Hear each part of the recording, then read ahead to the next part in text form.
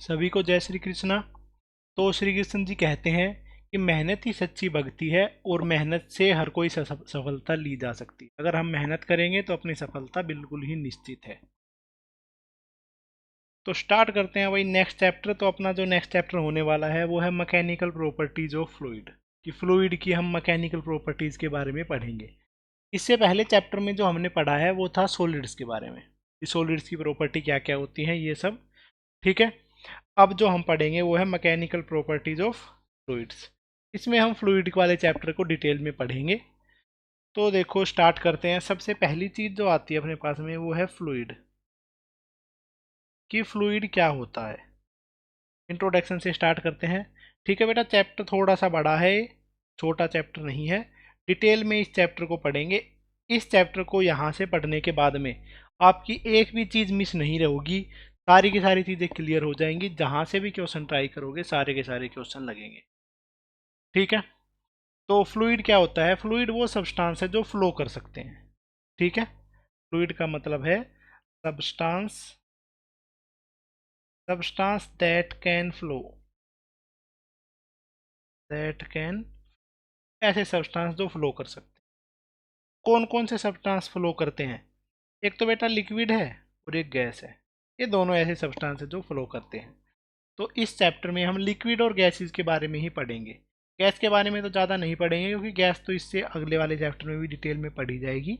But basically liquids पे based ही है ये सारा चैप्टर। ठीक है, पर कुछ प्रॉपर्टीज़ गैसेस की भी लेंगे, ऐसा नहीं है कि सिर्फ लिक्विड ही है। ठीक है, फ्लूइड्स का चैप्टर है। चलो तो बेटा आप इसको स्टार्ट करते हैं। ठीक है, तो किस तरीके से अपने पास में जो गैसेस हैं वो लिक्विड के साथ में डिफरेंट बिहेव करती हैं। ठीक है बेटा, कोई भी फ्लूइड जो होता है ना उसके पास में, अपने पास में फ्लो करने की प्रॉपर्टी होती है। ठीक है, अब गैस में और लिक्विड में क्या डिफरेंस है? और गैस और लिक्विड में ये डिफरेंस है बेटा, जो गैस है वो अपने पास में डेफिनेट वॉल्यूम नहीं होती है। जिस भी कंटेनर में गैस को डालेंगे उतनी ही वॉल्यूम बन जाएगी। बट लिक्विड की एक डेफिनेट वॉल्यूम होती है। जैसे लिक्विड अगर 1 लीटर है तो 1 लीटर ही वाटर रहेगा, चाहे वो कहीं पे कंटेनर में डाले चाहे नीचे डाल दे। ठीक है, बट गैस का ऐसा नहीं है। गैस पूरे रूम में भी फैल सकती है। सेम अमाउंट ऑफ गैस एक ग्लास में भी आ सकती है। तो इसके बारे में लिख लेते हैं। Gases do not, does not have definite, gas है उनके पास में डेफिनेट वॉल्यूम नहीं होती है। बट लिक्विड हैज डेफिनेट, पर जो लिक्विड है उसके पास में डेफिनेट वॉल्यूम ही रहती है। अगर हम कंप्रेसिबिलिटी की बात करें कि किसको ज़्यादा कंप्रेस कर सकते हैं, ठीक है, तो कंप्रेसिबिलिटी के बारे में तो लास्ट की क्लास में जब बल्क मॉडुलस पढ़ा था तब भी बताया था। अब एक बार वापिस से उसके बारे में लिख लेते हैं। ठीक है, तो गैस है उसकी कंप्रेसिबिलिटी हाई होती है, सॉलिड और लिक्विड की कंप्रेसिबिलिटी बहुत ज़्यादा कम होती है। तो compressibility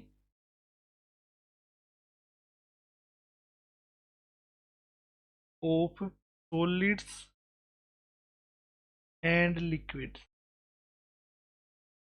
is very low as compared to gases. Gas से अगर हम कंपेयर करें तो सॉलिड की और लिक्विड की कंप्रेसिबिलिटी बहुत ज़्यादा कम होती है। ठीक है, इस चैप्टर में हम पढ़ेंगे किस बारे में वो बता देते हैं। इस चैप्टर में हम जो नई चीज़ें सीखेंगे वो होगा, देखो बेटा, pressure, viscosity, surface tension, atmospheric pressure हमारे पास में किस तरीके से मदद करता है। ठीक है, एटमॉस्फेरिक प्रेशर अपने पास में होता है, फिर भी कोई जैसे टायर है, टायर में से हवा कम कैसे हो रही है? क्योंकि प्रेशर तो वहाँ पे है। ठीक है, ये सब चीज़ों की में क्लियरिटी आएगी। कोई अपने पास में ज़्यादा विस्कस होता है, कोई फ्लूइड कम विस्कस होता है। सारे फ्लूइड एक जैसा बिहेव नहीं करते हैं। वाटर और हनी को कंपेयर करेंगे तो अलग अलग रहेगा। सरफेस टेंशन के बारे में पढ़ेंगे, जैसे कि अगर कोई सरफेस है उसके ऊपर में मच्छर बैठ सकता है, तो पानी की सरफेस पे कोई मच्छर कैसे बैठ सकता है? ठीक है, ये सब चीज़ें हम कर लेंगे। ठीक है, तो इस चैप्टर के बारे में, इस चैप्टर को कंप्लीट करते ही इन सब क्वेश्चंस के आंसर आपको मिल जाए। In this chapter we will study about properties and behaviour of fluids like pressure, viscosity, surface tension, etcetera. इन सब चीज़ों के बारे में हम पढ़ चुके होंगे इस चैप्टर को कंप्लीट करते करते। बेटा सबसे पहली चैप्टर जो है उससे सबसे पहला जो टॉपिक है उससे स्टार्ट करते हैं। सबसे पहला जो टॉपिक है वो है अपने पास में प्रेशर। ठीक है, इस चैप्टर का जो सबसे पहला टॉपिक है वो है प्रेशर।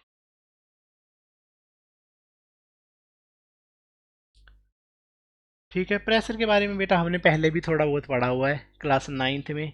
ठीक है, ये जो ड्रॉपर वाले बच्चे हैं उन्होंने क्लास 11th में। ठीक है, तो प्रेशर को बेटा कैसे डिफाइन कर देते थे? फोर्स पर यूनिट एरिया। सीधा से ऐसा लिख दिया जाता था कि प्रेशर का मतलब होता है फोर्स पर यूनिट एरिया, जो कि बिल्कुल ही गलत डेफिनेशन है। सीधा फोर्स को एरिया से डिवाइड करना, इसका कोई मतलब नहीं बनता है। देखो, समझते हैं। प्रेशर की जो प्रॉपर डेफिनेशन है वो बताता हूँ, और जो आपने डेफिनेशन पढ़ी है वो गलत कैसे है वो भी बताता हूँ। ठीक है, pressure is defined as normal force. ध्यान रखना, इसमें नॉर्मल फोर्स है एक्टिंग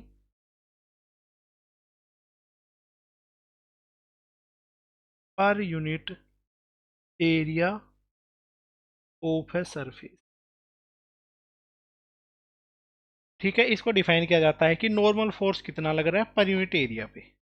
ठीक है, इसको डिफाइन किया जाता है प्रेशर। प्रेशर का मतलब है भाई नॉर्मल फोर्स, फोर्स का नॉर्मल कंपोनेंट, और उसको डिवाइड कर देंगे एरिया से। तीन सिचुएशन लेके चलता हूं, इन 3 डिफरेंट सिचुएशन। सबसे पहली सिचुएशन है इस तरीके से,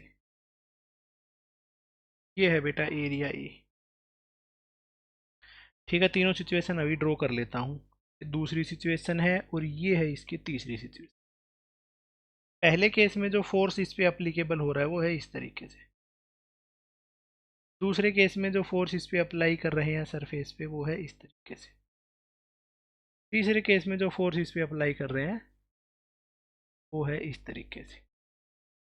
अब तीनों जो सिचुएशन है, इन तीनों सिचुएशन में प्रेशर के बारे में लिखता हूँ कि भाई कहाँ पे कितना ज़्यादा प्रेशर है। ठीक है, ए जो फर्स्ट वाला केस है उसमें अगर मैं प्रेशर लिखूँ तो इस केस में जो प्रेशर है उसकी वैल्यू हो जाएगी नॉर्मल फोर्स अपॉन एरिया। भाई सिंपल सी बात है, पूरा फोर्स नॉर्मल डायरेक्शन में ही है, उसको मैंने एरिया से डिवाइड कर दिया। सेकंड है अपने पास में प्रेशर इज इक्वल टू, ये जो फोर्स एफ था, एफ के कंपोनेंट किए हमने।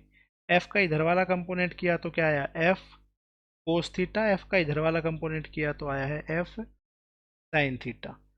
तो जो फोर्स का नॉर्मल कंपोनेंट है वो है एफ साइन थीटा, तो इधर पे जो प्रेशर बनेगा वो बन जाएगा F sine theta divided by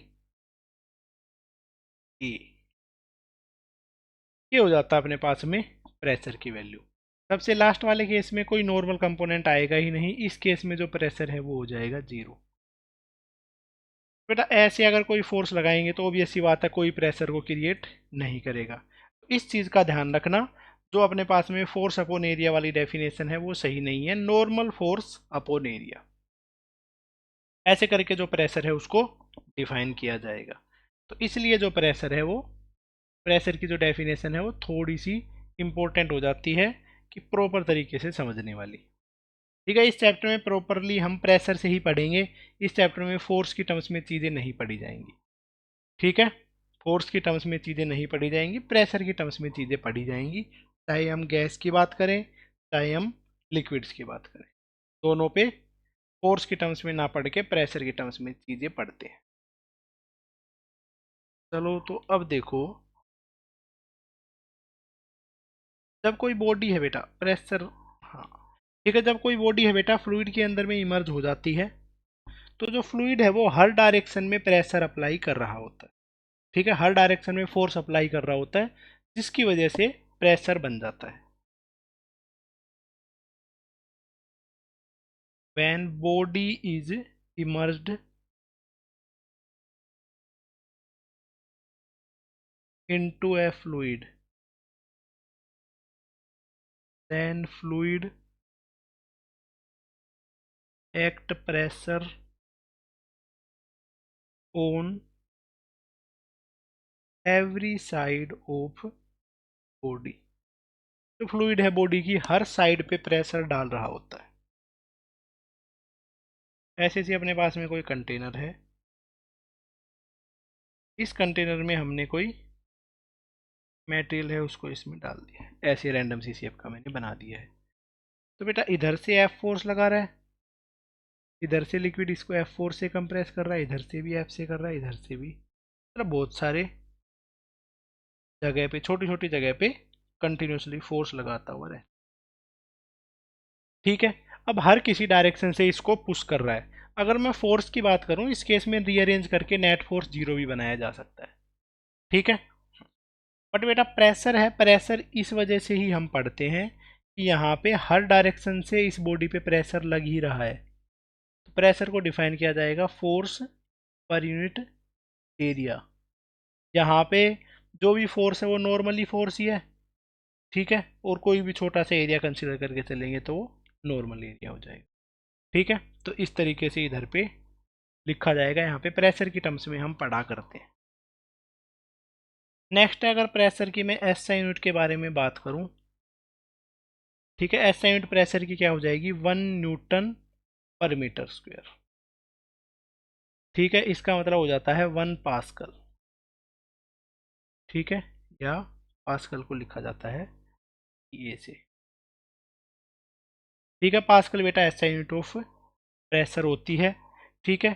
CGS unit की अगर मैं बात करूं, ठीक है, प्रेशर की सीजीएस यूनिट होती है बार, ठीक है। एक बार का मतलब हो जाता है 10⁵ पास्कल, ठीक है। और प्रेशर एक स्केलर क्वांटिटी है,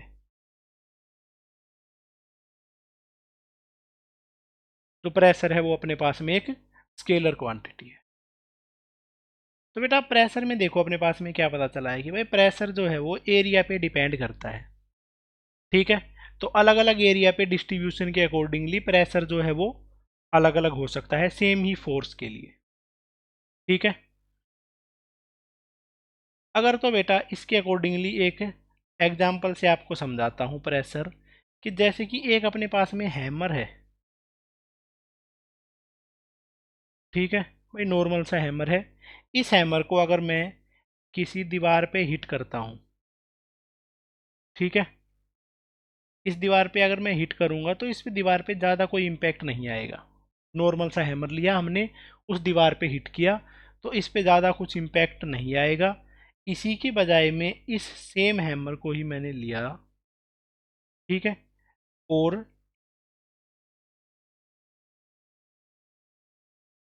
इसके नीचे एक नेल लगा दी है, एक कील लगा दी है, ठीक है। अगर इस हैमर को इस कील पे हिट करूं तो उस केस में क्या है कि ये कील इस दीवार के अंदर की तरफ चली जाएगी, ठीक है। अब मतलब कि फोर्स तो बेटा सेम ही था, इस केस में भी सेम फोर्स था, इस केस में भी सेम फोर्स था। यहाँ पे चेंज क्या हुआ है बेटा, यहाँ पे चेंज हुआ है एरिया।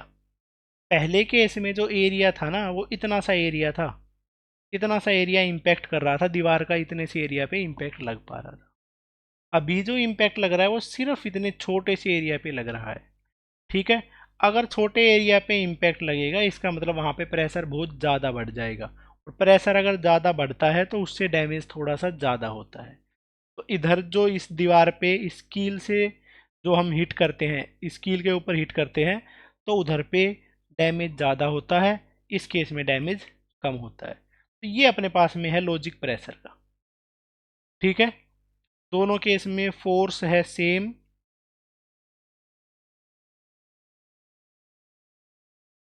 ठीक है, एरिया दूसरे केस में कम है, तो प्रेशर इस केस में है वो लो है, इस केस में जो प्रेशर बन गया वो है हाई। तो इस तरीके से प्रेशर की हाई और लो वाली वैल्यू मैंने लिख दी है। ध्यान रखने की ज़रूरत है। ऐसे होता है प्रेशर का इम्पैक्ट। चलो तो भाई इसके बाद में नेक्स्ट जो है वो करते हैं डेंसिटी। डेंसिटी जो है उसको लिखा जाता है रो से। ठीक है, डेंसिटी को डिफाइन किया जाता है रो से। और डेंसिटी का मतलब हो जाता है mass per unit volume. Density is defined as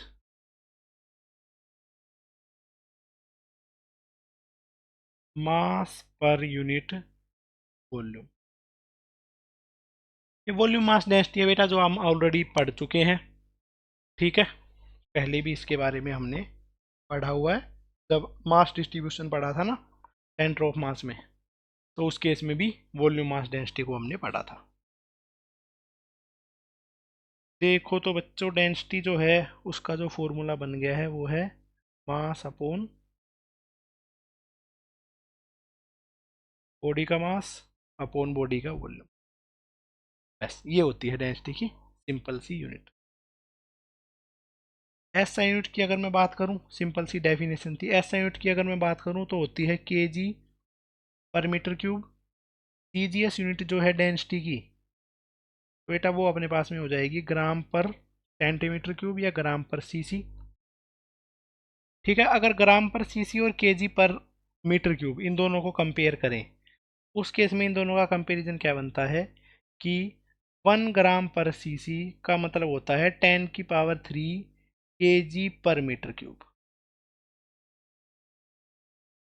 इस तरीके से डेंसिटी रिलेट करती है। ठीक है, 1 ग्राम पर सेंटीमीटर क्यूब का मतलब है 10⁻³ केजी पर मीटर क्यूब। मतलब कि सीजीएस में जो यूनिट है ना वो लार्ज है, और एसआई यूनिट में जो यूनिट है इसकी, वो है इसकी छोटी यूनिट। तो इस चीज़ को ध्यान रखना।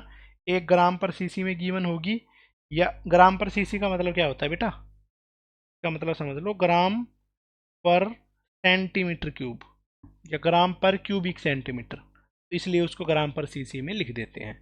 सेंटीमीटर क्यूब है इसका इनवर्स सेंटीमीटर क्यूब। ओके, तो ये होती है अपने पास में डेंसिटी। अगर मैं डेंसिटी आपको बताऊं, डेंसिटी ऑफ वाटर, वाटर की जो डेंसिटी होती है बेटा 4 डिग्री सेल्सियस पे, वो होती है 1 ग्राम पर सीसी, या फिर 10⁻³ केजी पर मीटर क्यूब। इस तरीके से पानी की जो डेंसिटी है वो रहती है। और बेटा डेंसिटी जो मरकरी की होती है, मरकरी जिसके बारे में ज़्यादातर पढ़ा जाएगा, इसकी डेंसिटी होती है 13.6 ग्राम पर सीसी, या फिर 13.6 इंटू 10⁻³ केजी पर मीटर क्यूब। ये अपने पास में मरकरी की डेंसिटी है। ऊपर जो लिखा है वो वाटर की डेंसिटी है। ठीक है, वाटर की और मरकरी की डेंसिटी याद रखना, अदरवाइज मतलब कि पेपर में गिवन भी मिल सकती है, शायद किसी टेस्ट में दिए ना भूल भी सकते हैं, इसलिए इन दोनों को याद ही करवा दिया है। ठीक है, डेंसिटी में ही एक टर्म आती है बेटा जिसको बोलते हैं रिलेटिव डेंसिटी या फिर स्पेसिफिक ग्रेविटी। ठीक है, रिलेटिव डेंसिटी, रिलेटिव डेंसिटी या फिर स्पेसिफिक ग्रेविटी।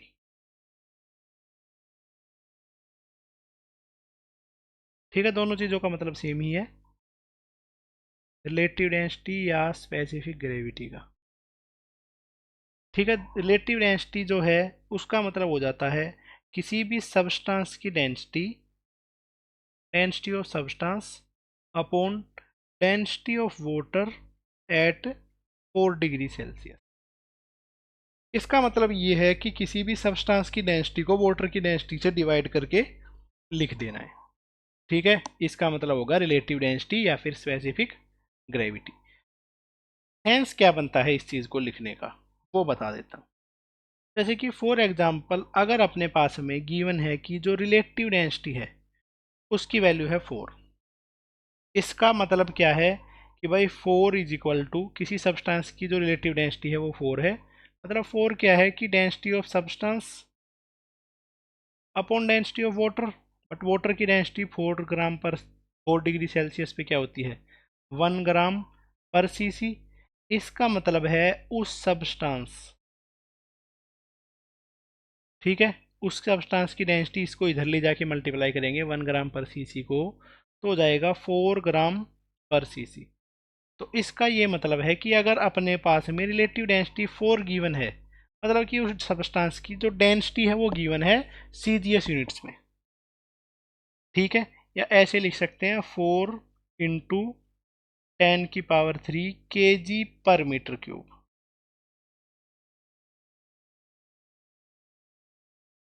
ये मतलब होता है अपने पास में किसी भी सब्सटेंस की डेंसिटी का।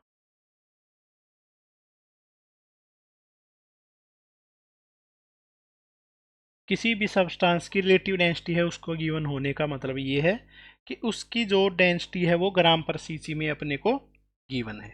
ये इसका बेसिक मीनिंग है, इससे ज़्यादा इसका कोई भी लेना देना नहीं है। अगर मैं बताऊं कि मरकरी है, उसकी रिलेटिव डेंसिटी या स्पेसिफिक ग्रेविटी उसकी वैल्यू 13.6 है, तो कुछ चीज़ गलत नहीं है, बिल्कुल हमने सही लिखा है वो। इतना सा इसका बेसिक मीनिंग होता है रिलेटिव डेंसिटी या फिर स्पेसिफिक ग्रेविटी का। ओके, ये चीज़ें हैं अपने पास में क्लियर हो गई हैं यहाँ तक की।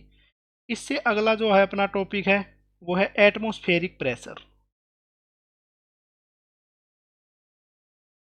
एटमॉस्फेरिक प्रेशर, एटमॉस्फेरिक प्रेशर को समझो कि बेटा एटमॉस्फेरिक प्रेशर क्या होता है।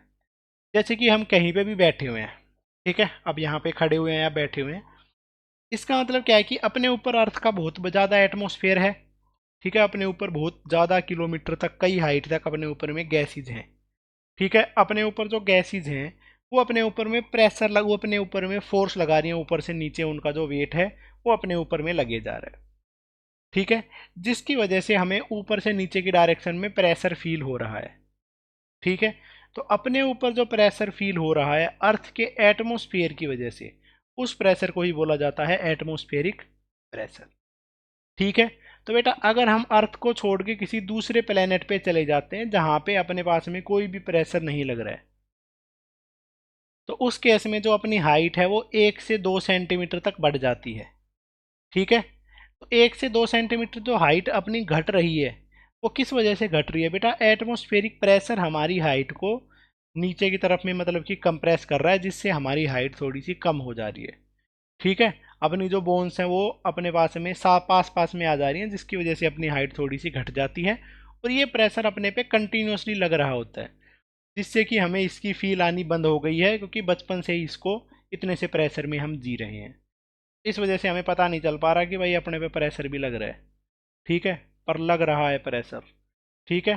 तो कई प्रेशर ऐसे हैं जो बेटा हमारे ऊपर हो रहे हैं, फिर भी हम उनको इग्नोर करके अपनी ज़िंदगी को जी रहे हैं, यही तो ज़िंदगी है, ठीक है। वाह, इतना नकली सा जोक मार दिया मैंने।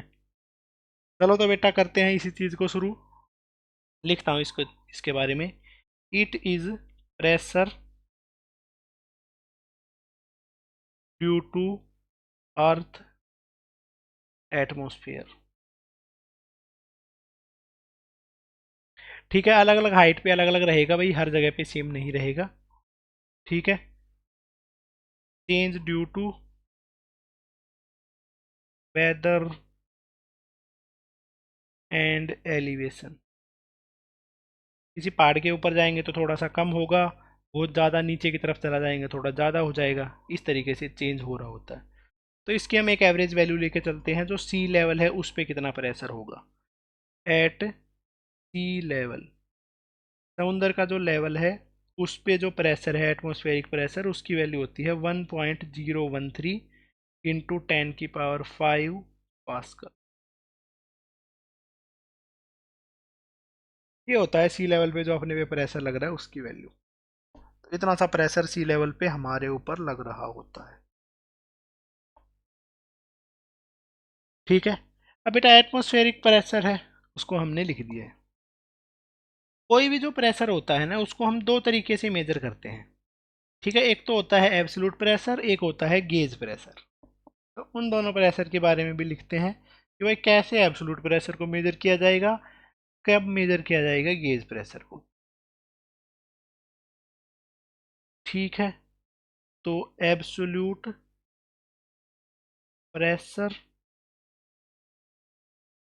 And gauge pressure. किस तरीके से एब्सोल्यूट प्रेशर और गेज प्रेशर दोनों डिफरेंट होते। सबसे पहला है एब्सोल्यूट प्रेशर।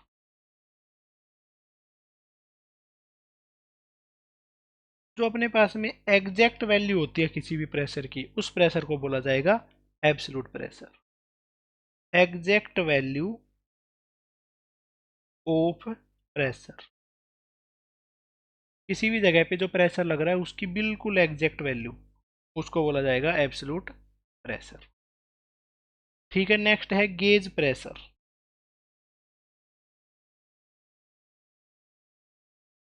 ठीक है बेटा, गेज प्रेशर का देखो क्या है। गेज प्रेशर का मीनिंग है, जैसे कि कोई टायर है अपने पास में, बाइक का टायर है या साइकिल का टायर है, उसके अंदर में हवा भरनी है।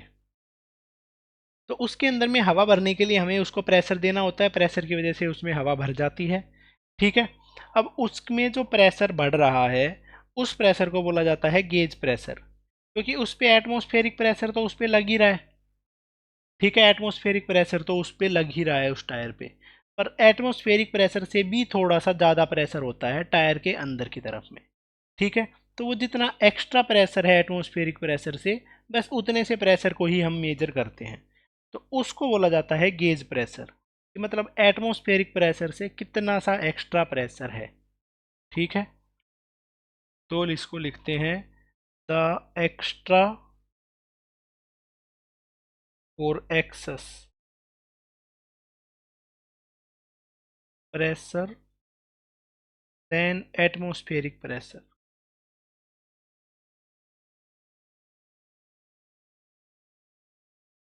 एक्स्ट्रा या एक्सेस प्रेशर है एटमॉस्फेरिक प्रेशर से ज़्यादा, जो प्रेशर है उसको बोला जाता है gauge pressure, is called gauge pressure.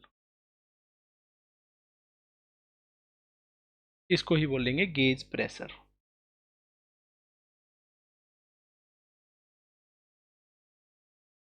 इतनी सी जगह मैं ये लिखूंगा, किसी भी तरीके से लिखना पड़े चाहिए।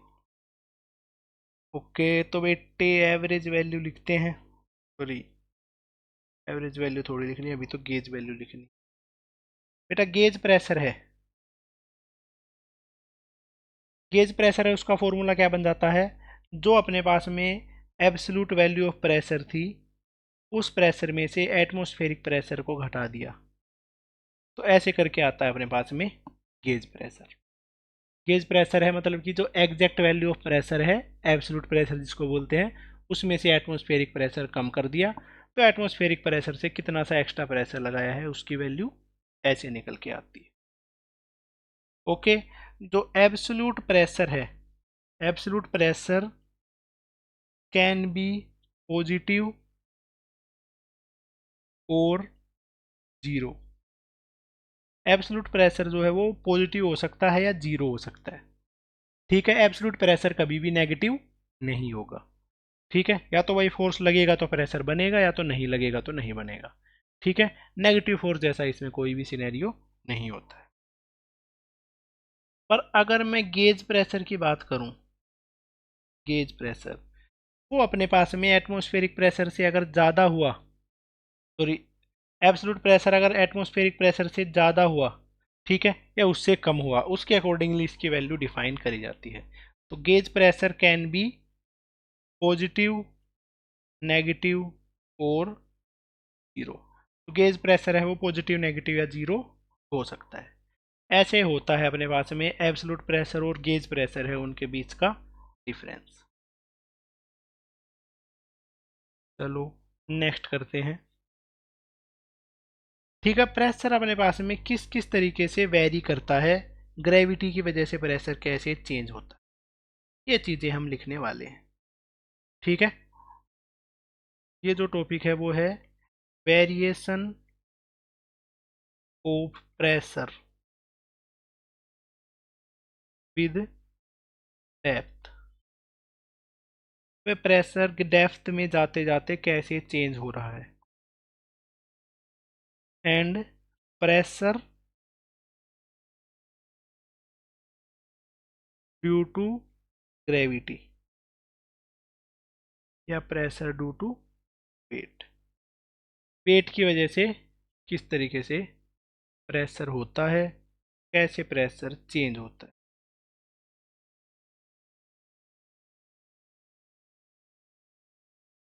ठीक है, दोनों का मतलब सेम ही है, ज़्यादा कोई फर्क नहीं है। ये अपने पास में टॉपिक है, इस टॉपिक को अब करने वाले हैं। तो हम एक अज्यूम कर लेते हैं एक कंटेनर, जिस कंटेनर में हाइट के अकॉर्डिंगली हम देखते हैं कि कितनी से प्रेशर में डिफरेंस आता है। ठीक है, तो बेटा स्टार्ट करते हैं। लेट, एक हमने वो मान लिया पहले तो भाई एक हमने ऐसा कंटेनर जैसा मान लिया है, इस कंटेनर के अंदर में कोई भी फ्लूइड भरा हुआ है। ठीक है, लिक्विड भरा हुआ है कोई। ठीक है, इसमें एक पॉइंट है ए बेटा, एक है पॉइंट बी। ऐसे इस लेवल पे है पॉइंट ए, इस लेवल पे है पॉइंट बी। मैं ऐसे लिख देता हूँ, ये है पॉइंट ए, ये है पॉइंट बी, और ए और बी के बीच में जो हाइट का डिफरेंस है वो है एच। ठीक है, अब ए और बी के बीच में जो प्रेशर का डिफरेंस है ना, वो हमें निकालना है कि भाई हाइट की वजह से प्रेशर का क्या डिफरेंस है। फिर देखो बी तक मैं बात करूँ तो इससे ऊपर वाला जो वेट है वो पूरा ऐड हो गया, जिसकी वजह से फोर्स बढ़ गया और जिसकी वजह से प्रेशर बढ़ गया, ऐसा कुछ है। तो देखो, लेट एन इमेजिनरी सिलेंडर, एक इमेजिनरी सिलेंडर कंसिडर कर लिया है, of cross sectional area S as, एक हमने इमेजिनरी सिलेंडर कंसिडर कर लिया है जिसकी टॉप है वो ए से जा रहा है और जो बॉटम है वो बी से जा रहा है। ऐसे हमने एक ये लो सिलेंडर। ठीक है, तो ये बेटा एक इमेजिनरी सिलेंडर माना है जिसकी टॉप सरफेस का एरिया है ए, सॉरी एस, नीचे वाली सरफेस का एरिया भी एस है और जिसकी हाइट है। इस तरीके से हमने एक सिलेंडर मान लिया है। ठीक है, अब इस सिलेंडर में, ठीक है, अब इस सिलेंडर का मतलब कि एक टाइप से पानी का ही तो सिलेंडर है ये। ठीक है, पानी के मतलब कि ये जो सॉरी फ्लूइड जो है इससे, इस फ्लूइड से मिलके ही बना हुआ है। तो इसमें ए और बी में जो ग्रेविटी है, ग्रेविटी अपने पास में ए वाले केस में इससे ऊपर वाला इतना सा वेट आ रहा है, बी वाले केस में इतना सा वेट और एक्स्ट्रा आ रहा है, जिसकी वजह से बी पे फोर्स ज़्यादा होगा, जिसकी वजह से बी पे प्रेशर भी थोड़ा सा ज़्यादा होगा। तो प्रेशर कितना सा ज़्यादा होगा वो हमें निकालना है। उससे पहले और कुछ चीज़ें और अज्यूम कर लेते हैं। लेट डेंसिटी ऑफ लिक्विड, ये लिक्विड इज रो, इसमें जो लिक्विड भरा हुआ है उसकी है डेंसिटी।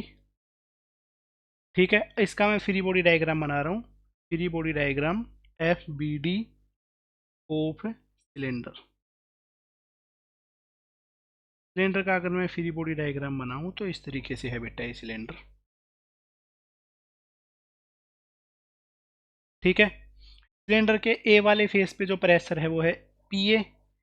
ठीक है, तो ऊपर से नीचे की तरफ में जो फोर्स लग रहा है, ठीक है, वो हो जाएगा प्रेशर इनटू एरिया। ठीक है, प्रेशर का फॉर्मूला होता है फोर्स अपॉन एरिया, और फोर्स का फॉर्मूला हो जाएगा प्रेशर इनटू एरिया। तो यहाँ का प्रेशर है पी ए और यहाँ का एरिया है एस।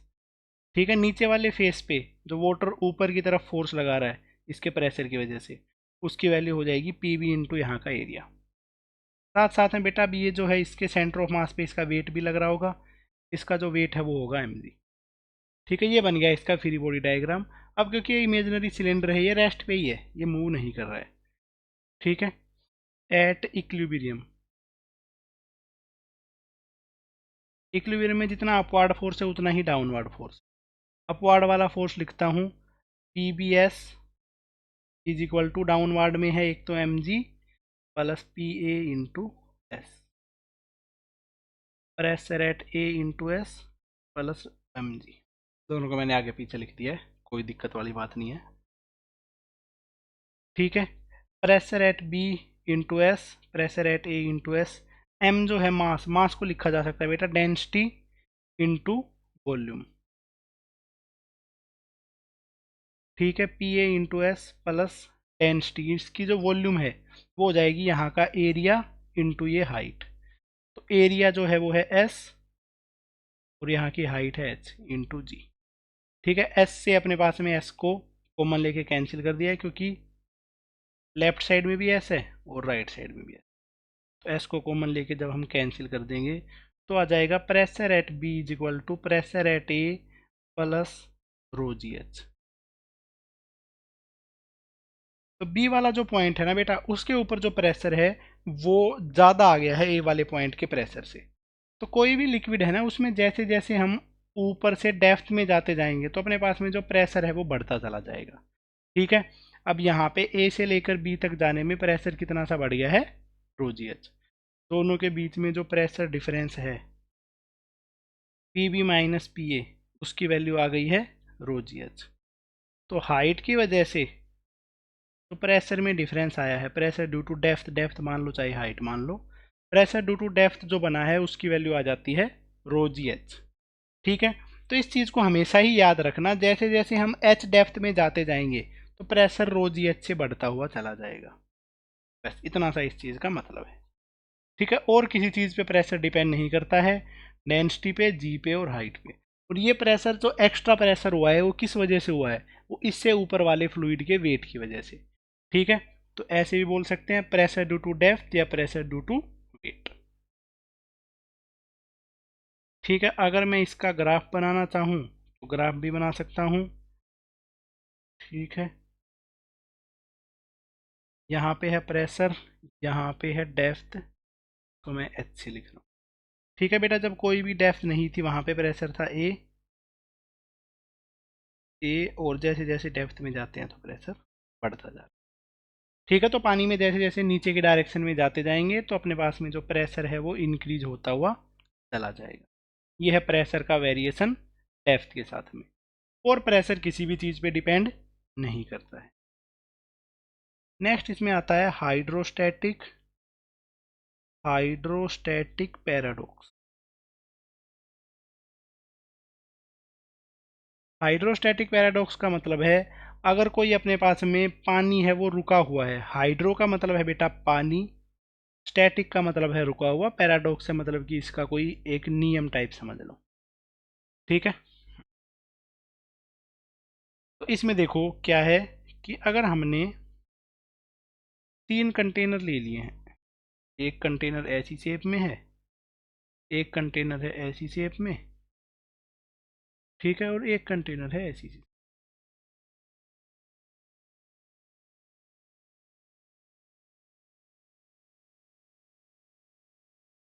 ठीक है, तीनों के अंदर में सेम लेवल तक का पानी भरा हुआ है, यहाँ तक वाटर भरा हुआ है तीनों में। ठीक है, और ये हाइट है एच के ही इक्वल है, तीनों सेम सरफेस पे रखे हैं, एच हाइट तक तीनों में पानी भरा हुआ है, इसमें भी एच है, इसमें भी एच हाइट तक भरा हुआ है और इसमें भी एच हाइट तक पानी भरा हुआ है। तो जो बॉटम है, बॉटम के ऊपर में प्रेशर है वो कितना होगा, इस पे प्रेशर है P1, इस पे प्रेशर है P2, इस पे प्रेशर है P3। तो हमें निकालना है बेस पे कितना प्रेशर होगा। तो बेटा P1 वाले केस के अंदर में जो प्रेशर है बेस पे, उसकी वैल्यू हो जाएगी टॉप पे प्रेशर। टॉप पे प्रेशर है बेटा, टॉप पे क्योंकि और कुछ नहीं है, एटमोसफियर के साथ में कांटेक्ट में है, टॉप पे प्रेशर है पी नोट प्लस, और टॉप का प्रेशर था पी नोट और एच हाइट नीचे आए तो कितना बढ़ गया, रो जी एच। ऐसे ही पी टू को लिख सकते हैं, टॉप पे प्रेशर था पी नोट और नीचे एच हाइट तक गई तो इतना सा बढ़ गया। पी थ्री पे लिख दिया है पी नोट प्लस रो जी एच। तो इस तरीके से जो डेप्थ है, डेप्थ के साथ में प्रेशर चेंज हो रहा है। और यहाँ पे हमें पता चला है कि P1, P2 और P3 तीनों पे प्रेशर सेम ही है। ये अपने पास में कंटेनर की शेप किसी भी चीज़ पे डिपेंड नहीं कर रहा है। ठीक है, तो ये अपने पास में हाइड्रोस्टैटिक पैराडॉक्स। अगर हमसे कभी ये पूछ लिया जाए, वैसे मतलब नीट में नहीं पूछा जाएगा, बट जनरली कोई स्टूडेंट आपस में डिस्कशन करते टाइम में पूछ सकता है, या आप किसी और स्टूडेंट या टीचर से पूछ सकते हो। ठीक है, ताकि थोड़ी सी हवाबाजी बन जाए क्लास में। अब बेटा देखो, यहाँ तक मान लेते हैं सबका बेस एरिया सेम ही है, ठीक है। इधर तक तो फ्लूइड है, उसका मास मतलब कि इसका वेट है वो तो इतने सी की वजह से आया है, इसका वेट थोड़ा सा ज़्यादा है, इसमें जो फ्लूइड है उसका वेट थोड़ा सा कम है, बट इसमें कम वेट है, इसमें ज़्यादा वेट है, इसमें इनके बीच का वेट है, पर फिर भी प्रेशर बराबर आ गया है। मतलब कि फोर्स तो एक टाइप से अलग अलग बन गया ना वेट की वजह से, पर फिर भी प्रेशर तीनों में बेस पे जाके सेम कैसे आ गया, ठीक है। या बेस पे जाते जाते फोर्स सेम कैसे आ गया, क्योंकि प्रेशर सेम है तो फोर्स भी सेम ही अप्लाई हो रहा है।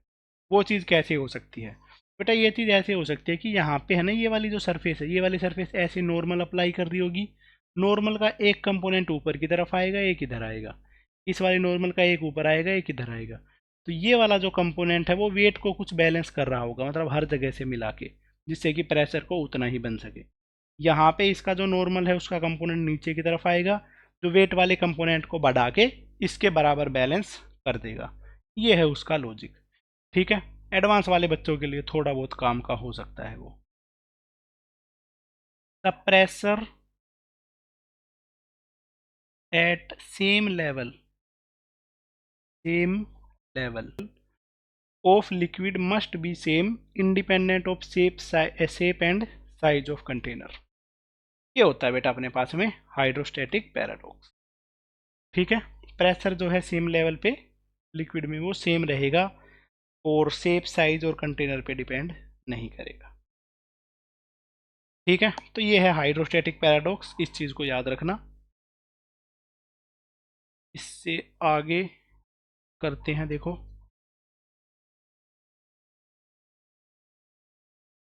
Pressure due to motion.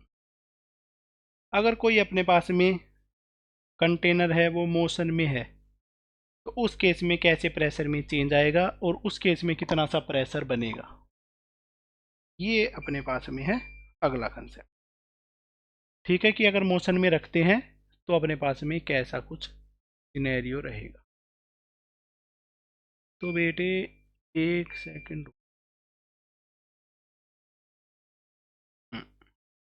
ठीक है। तो स्टार्ट करते हैं बेटा, सबसे पहले उससे, ठीक है। अगर अपने पास में कोई भी कंटेनर है बेटा, वो कांस्टेंट वेलोसिटी से चल रहा है, या उसका एक्सेलेरेशन अगर जीरो है, तो उस केस में क्या रहता है, container moves with constant velocity. कोई कंटेनर है जो कि कांस्टेंट वेलोसिटी से जा रहा है, और अगर बेटा वेलोसिटी कांस्टेंट है मतलब उसका एक्सेलेरेशन जीरो होगा। एक्सेलेरेशन अगर जीरो हुआ तो उसमें कोई भी दिक्कत वाली बात नहीं है, ठीक है। चाहे वो लिफ्ट में रखा है, चाहे वो किसी भी डायरेक्शन में जा रहा है, सिंपली अपने लिए मैटर करता है वो है एक्सेलेरेशन। एक्सेलेरेशन से ही फोर्स चेंज होता है, और फोर्स से ही प्रेशर चेंज होता है, ठीक है। ए और बी है, इनके बीच का जो डिफरेंस है वो मैंने एच लिख दिया, सी और डी के बीच में जो डिफरेंस है वो मैंने एल लिख दिया है, ठीक है। कांस्टेंट वेलोसिटी से चलेगा तो सिर्फ हाइट की वजह से डिफरेंस आएगा, हाइड्रोस्टैटिक पैराडॉक्स बन जाएगा, स्टैटिक का पैराडॉक्स यहाँ पे एप्लीकेबल होगा, बी और सी पे प्रेशर सेम रहेगा, pressure at B is equal to pressure at C. B और सी क्योंकि दोनों सेम लेवल पे है तो प्रेशर सेम रहेगा। इनसे एच हाइट ऊपर है ए, तो ए के और बी में रिलेशन क्या हो जाएगा, बी पे प्रेशर ज़्यादा होगा, नीचे वाले पॉइंट पे ज़्यादा होता है, और उसकी वैल्यू क्या आ जाएगी, ए का प्रेशर प्लस रो जी एच। वैसे ये इतना सा आंसर आ जाएगा। ये है अगर कंटेनर कांस्टेंट वेलोसिटी से चले तो प्रेशर का डिफरेंस। इसके बाद में है second, accelerated motion. Accelerated motion,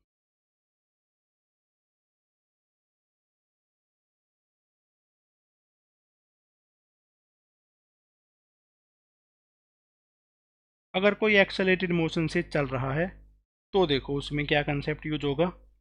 सबसे पहला केस है container in a lift moving upward with acceleration ए।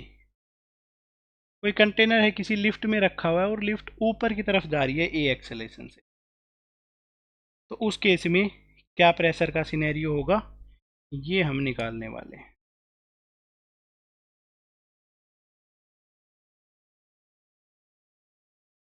ये है बेटा लिफ्ट, लिफ्ट ऊपर की डायरेक्शन में जा रही है ए एक्सेलेरेशन से। लिफ्ट के अंदर में एक कंटेनर है, इस कंटेनर में पानी भरा हुआ है। इस कंटेनर में कोई दो पॉइंट हैं ए और बी, और इन दोनों पॉइंट में जो हाइट का डिफरेंस है वो है h। इन दोनों के बीच में जो हाइट का डिफरेंस है उसको मैंने बोल दिया है h है। ओके, अब इन दोनों के बीच में जो प्रेशर है उसका डिफरेंस कैसे निकाला जाएगा, तो भाई ए पे प्रेशर कम होगा, बी पे प्रेशर ज़्यादा होगा। Pressure at B is equal to pressure at A plus rho ji H, ये फॉर्मूला यूज होना चाहिए। बस इसमें जी को चेंज करके लिख देते हैं जी इफेक्टिव। इफेक्टिव ग्रेविटी इस पर मैटर करेगी। अब देखो बेटा, अगर ऊपर की तरफ ए एक्सेलेरेशन से जा रहा होता है तो इस पे लगने वाला जो सूडो फोर्स है वो भी लगता है, जिससे जी इफेक्टिव है या जो इफेक्टिव ग्रेविटी है उसकी वैल्यू क्या हो जाती है,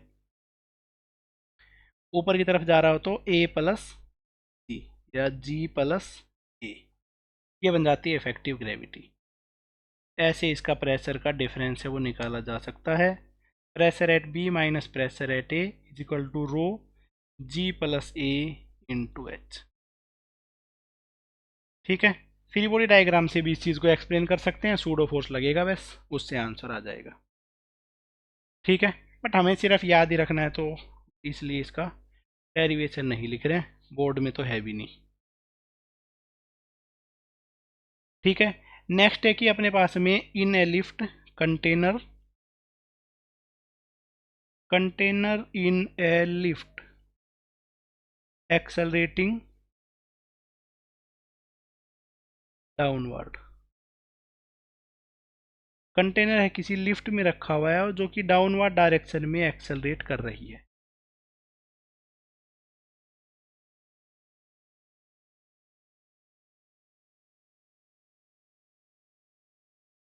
ऐसे है वो लिफ्ट नीचे की तरफ में जा रही है। ऐसा केस होता है बेटा, उसमें इफेक्टिव ग्रेविटी जो है उसकी जो वैल्यू है वो क्या हो जाती है, जी माइनस ए, तो क्या बन जाएगा pressure at B minus pressure at A is equal to rho into G effective into height. Pressure at B minus pressure at A is equal to rho into G minus A into H. ऐसे करके B और ए के pressure है उसका difference निकाला जा सकता है। बस ये हो जाता है इसका आंसर। ठीक है, बिल्कुल क्लियर चीज़ है, बिल्कुल सिंपल सा कंसेप्ट था, इजीली इसको कर सकते थे। नंबर सी,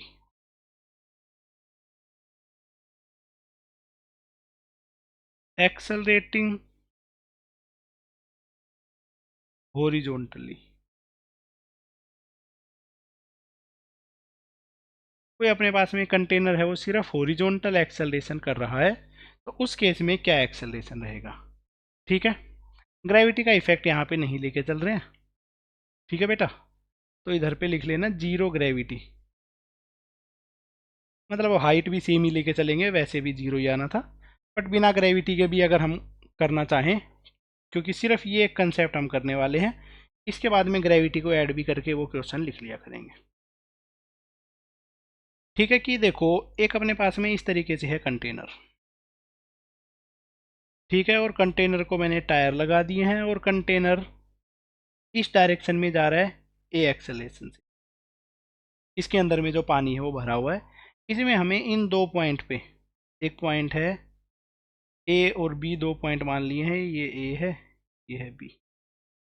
ठीक है, बी और ए, इन दोनों के बीच में जो लेंथ है उसकी वैल्यू है एल। इन दोनों के बीच में हमें निकालना है कि क्या कुछ सिनेरियो रहेगा।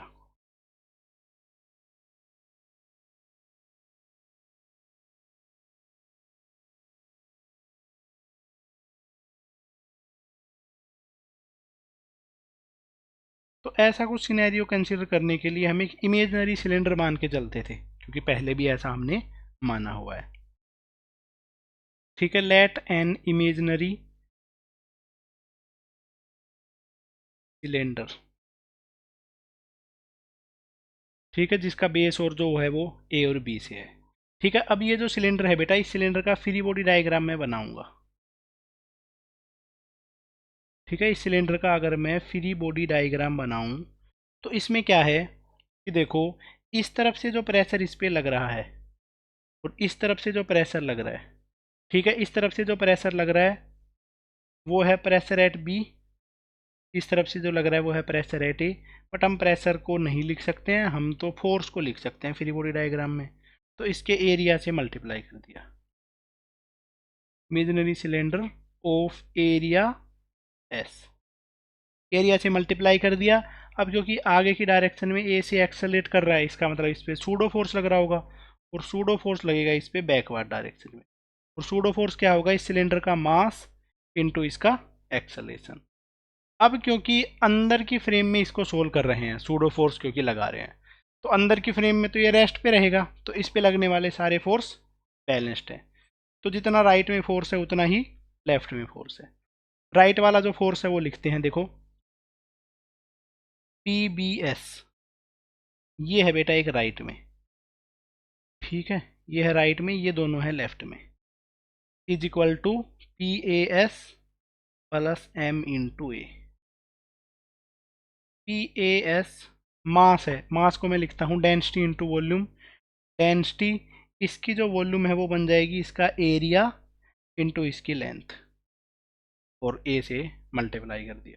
ये इतना सा जो लिखा है वो है डेंसिटी इंटू वॉल्यूम, मतलब मास, ए को आगे लिख दिया।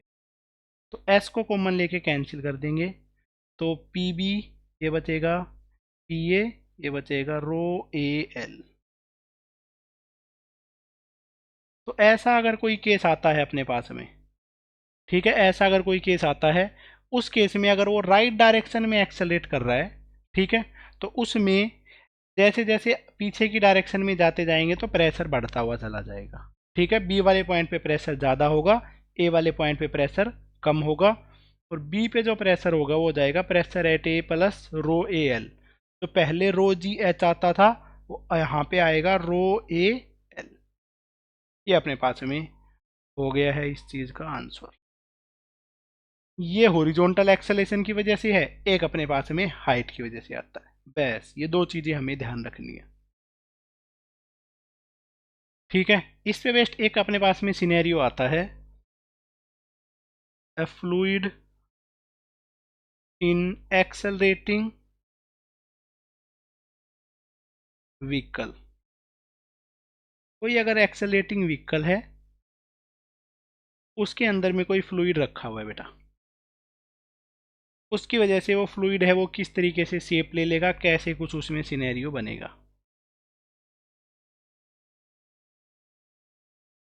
ये अपने पास में है कोई व्हीकल, तो टायर लगा दिए, व्हीकल बना दिया या कंटेनर बना दिया, ऐसा मान लो। इसमें देखो क्या होगा, जैसे जैसे ये ए एक्सेलरेशन से आगे की डायरेक्शन में जा रहा होता है, तो इसके अंदर में जो फ्लूइड है ना, वो अपनी शेप को ऐसी बना लेता है, मतलब इधर से ऊपर उठ जाता है फ्लूइड, इधर से इसका लेवल थोड़ा सा नीचे आ जाता है, ऐसा अपने पास में सिनेरियो बन जाता है। ठीक है, अब बेटा हमें बताना है इसमें जो हॉरिजॉन्टल है उससे ये एंगल कितना बनाएगा, ठीक है, या जो अपने पास में हाइट और लेंथ है इनमें डिफरेंस कितना होगा या क्या कुछ रहेगा। ठीक है, let a vehicle, let a container has acceleration A in horizontal direction. A acceleration है हॉरिजॉन्टल डायरेक्शन में, ठीक है, तो liquid rise by H height on opposite side. दूसरी साइड में जो लिक्विड है वो एच हाइट से राइज कर गया है। चलो भाई देखो, ये जो लिक्विड है इस तरफ में एच हाइट से राइज कर गया है, ठीक है, and the container has length L. Container जो है उसकी लेंथ को मैंने मान लिया है एल। ठीक है, अब हमें इसमें क्या क्या कैलकुलेट करना है। ठीक है, और let angle theta with horizontal the surface of liquid makes. जो लिक्विड की सरफेस है वो एंगल थीटा बना रही है हॉरिजॉन्टल के साथ में। तो चाहे ये एंगल थीटा लिख लो हॉरिजॉन्टल से, चाहे ये एंगल थीटा लिख लो, एक ही बात है। ये दोनों लाइन अगर पैरेलल हैं, हॉरिजॉन्टल तो पैरेलल ही होता है, तो ये एंगल है थीटा, ये भी थीटा है। ठीक है, तो हमें जो एंगल थीटा है वो निकालना है, इस एच और एल के बीच में रिलेशन निकालना है, ए और जी के बीच में रिलेशन निकालना है। बिल्कुल आसान है, कुछ मुश्किल क्वेश्चन नहीं है। देखो तो मेरे बच्चे, इस पॉइंट को मैं बोल देता हूँ ए, इस पॉइंट को मैंने बोल दिया है बी, और इस पॉइंट को मैंने बोल दिया है सी। ए, बी और 3 पॉइंट हैं, इन तीनों पॉइंट्स को मैंने ऐसे ऐसे करके नाम दे दिए।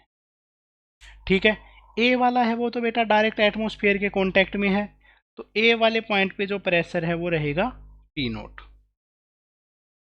नेक्स्ट, सी वाला जो पॉइंट है वो भी एटमॉस्फेयर के कांटेक्ट में है, तो सी पे जो प्रेशर होगा वो होगा पी नोट। अब बी पे जो प्रेशर है वो निकालता हूँ मैं। बी पे अपने पास में जो प्रेशर है वो निकालता हूँ हाइट की वजह से। Pressure at B is equal to A का pressure, pressure at A plus rho ji H. Pressure at B is equal to P naught plus rho ji H. ये बन गई है एक equation. Pressure due to depth, वो वाला concept यहाँ पे यूज किया है। ठीक है, हॉरिजॉन्टली एक्सेलरेट कर रहा है, इसकी वजह से भी प्रेशर एट बी लिखा जा सकता है। Pressure at B is equal to pressure at C plus rho A L. C और बी के प्रेशर में है बेटा वो डिफरेंस लिख रहा हूँ मैं, आगे की डायरेक्शन में जा रहा है तो पीछे की तरफ प्रेशर ज़्यादा होगा, तो ऐसे लिख दी। प्रेशर एट बी, सी का प्रेशर तो एटमॉस्फेरिक प्रेशर था क्योंकि डायरेक्ट कॉन्टैक्ट में है, तो रो ए एल। ये बन गई है इक्वेशन नंबर 2। तो इक्वेशन नंबर 1 और इक्वेशन नंबर 2 इन दोनों को सोल्व करते हैं। ठीक है, by equation number 1 and 2, left side दोनों की सेम ही है तो राइट साइड भी सेम होगी। P naught plus rho ji H is equal to P naught plus rho A L. तो rho ji H is equal to rho A L, G H is equal to A into L. तो यहाँ से अपने पास में जी H है उसकी value आ गई है ए इंटू एल। अगर मैं यहाँ से निकाल लेता हूँ एच बाई एल तो वो आ जाता है ए बाई, चलो एक चीज़ हमें पता चल गई है। अब बेटा ये जो एंगल है ओरिजोनटल से जो एंगल बना रहा है वो निकालना है, तो इसके लिए हम लगा लेते हैं टेन थीटा। टेन थीटा हो जाता है परपेंडिकुलर अपॉन बेस, तो यहाँ पे परपेंडिकुलर है एच, बेस है एल, इधर पे मैं यूज कर रहा हूँ tan theta is equal to H upon L. But H upon L की वैल्यू क्या थी, ए बाई एस। ये चीज़ आपको याद रखनी है। या अगर हमसे पूछ ले थीटा, थीटा की वैल्यू आ जाएगी tan inverse of A by G. ये लिखना भी बिल्कुल सही है, इसमें भी कोई दिक्कत नहीं है। ठीक है, जो हॉरिजॉन्टल से एंगल थीटा बनाएगा जो कंटेनर है उसकी वैल्यू आ जाती है ten inverse of A by. ठीक है, तो ऐसा कोई भी क्वेश्चन आ जाए उसमें यही सिंपल सिनेरियो लगाना है, कोई इसमें ज़्यादा मुश्किल या ज़्यादा कोई बहुत बड़ा कंसेप्ट इसमें नहीं लगता है। बिल्कुल simple concept, simple question, simple answer. Okay, चलो अब बेटा इस पे बेस्ड एक और कंसेप्ट आता है जिसको बोला जाता है यूट्यूब। अपना जो यूट्यूब जिस पे तुम ये वीडियो लेक्चर देख रहे हो वो वाला यूट्यूब की बात नहीं कर रहा हूँ मैं।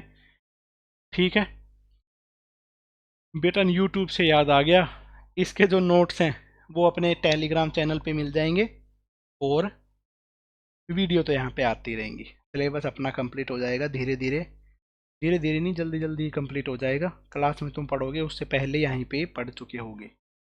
ठीक है, तो जो यहाँ पे ऑलरेडी पढ़ा हुआ है क्लास में जाके थोड़ी सी हवाबाजी बनाओ, थोड़ा सा दिखाओ शो ऑफ कि मैंने ये चीज़ें पढ़ रखी हैं, या क्लास में जल्दी जल्दी आंसर बनाओ जिससे कि क्लास में अपने थोड़ा सा हीरो बने।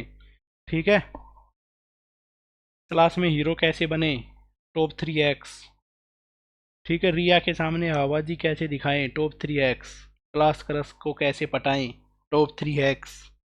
ये देखा करो ना तुम, कहाँ चक्कर में पड़ रहे हो। चलो तो बेटा यू शेप ट्यूब करते हैं।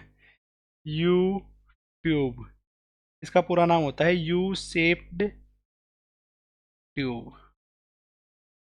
यू शेप में हमने कोई ट्यूब ले ली है, ठीक है। उस पे वेस्ट क्वेश्चंस करते हैं बेटा। लो तो भाई यू शेप ट्यूब है, उसको बनाता हूँ मैं। इस तरीके से होती है बेटा ये ट्यूब, ठीक है। ऐसे इस ट्यूब का अगर मैं डायग्राम तुम्हें दिखाना चाहूँ तो शायद डायग्राम मिल जाएगा इसके स्टिकर से।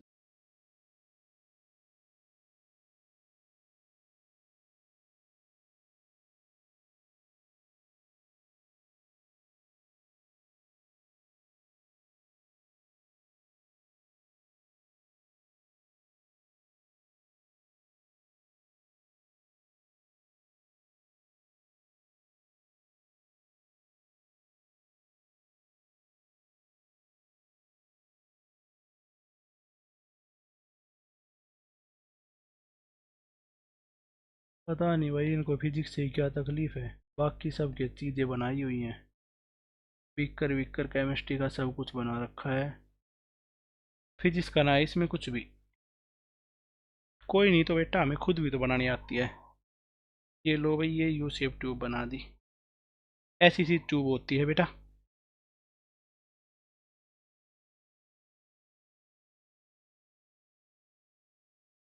ऐसी ट्यूब होती है, उसको बोला जाता है यू शेप ट्यूब, ठीक है। या इसको बोल देते हैं यू ट्यूब। ओके। थोड़ा सा ज़्यादा अच्छा बनाना चाहें तो ऐसे भी बनाया जा सकता है।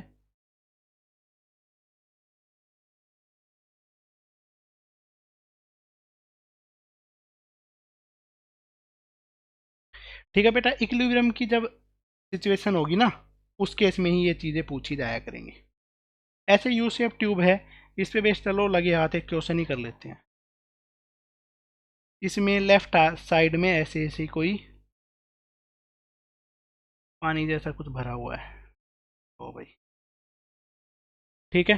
राइट साइड में जो है ऐसे कलर का पानी भरा हुआ है, ऐसे कलर का कोई दूसरा फ्लूइड है वो भरा हुआ है, ठीक है। लेफ्ट और राइट साइड में ऐसे ऐसे भरा हुआ है। लेफ्ट साइड है, उसकी हाइट गिवन है 15 सेंटीमीटर, 15 सेंटीमीटर तक राइज हो रखा है। राइट साइड है, उसका गिवन है 10 सेंटीमीटर तक राइज हो रखा है, ठीक है। लेफ्ट साइड वाला जो है उसकी जो डेंसिटी है वो है रो ए, राइट साइड में जो है उसकी डेंसिटी है रो बी, ठीक है। इस तरीके से अपने पास में लेफ्ट और राइट का ये दीजिए गिवन है। अब बेटा इसमें देखो हम क्या कंसेप्ट का यूज करके चलते हैं। बॉटम पे देखो जो अपने पास में जो दो लिक्विड हैं उन दोनों की जो इंटरफेस है, ठीक है। एक मैं जस्ट इसके लेफ्ट का पॉइंट लेता हूँ, एक इसके जस्ट राइट का पॉइंट, इसको लिखना नहीं है बस समझना ही है, ठीक है। जो लेफ्ट वाला पॉइंट है उसको मैंने बोल दिया है एक्स, राइट वाला जो पॉइंट है उसको मैंने बोल दिया है वाई, ठीक है। अगर बेटा एक्स का प्रेशर ज़्यादा होता, वाई का प्रेशर कम होता, तो ये इधर की तरफ मूव कर जाता, जिस तरफ कम प्रेशर होता है उस तरफ मूव कर जाता। अगर वाई का प्रेशर ज़्यादा होता, एक्स का कम होता, तो इधर मूव कर जाता। बट अब ये लिक्विड हाइड्रोस्टैटिक पोजीशन पे है, बिल्कुल रुका हुआ है, मतलब कि एक्स और वाई पे प्रेशर सेम है। यही कंसेप्ट ऐसी शेप ट्यूब में लेके चलना है कि भाई बॉटम पे प्रेशर सेम ही होगा।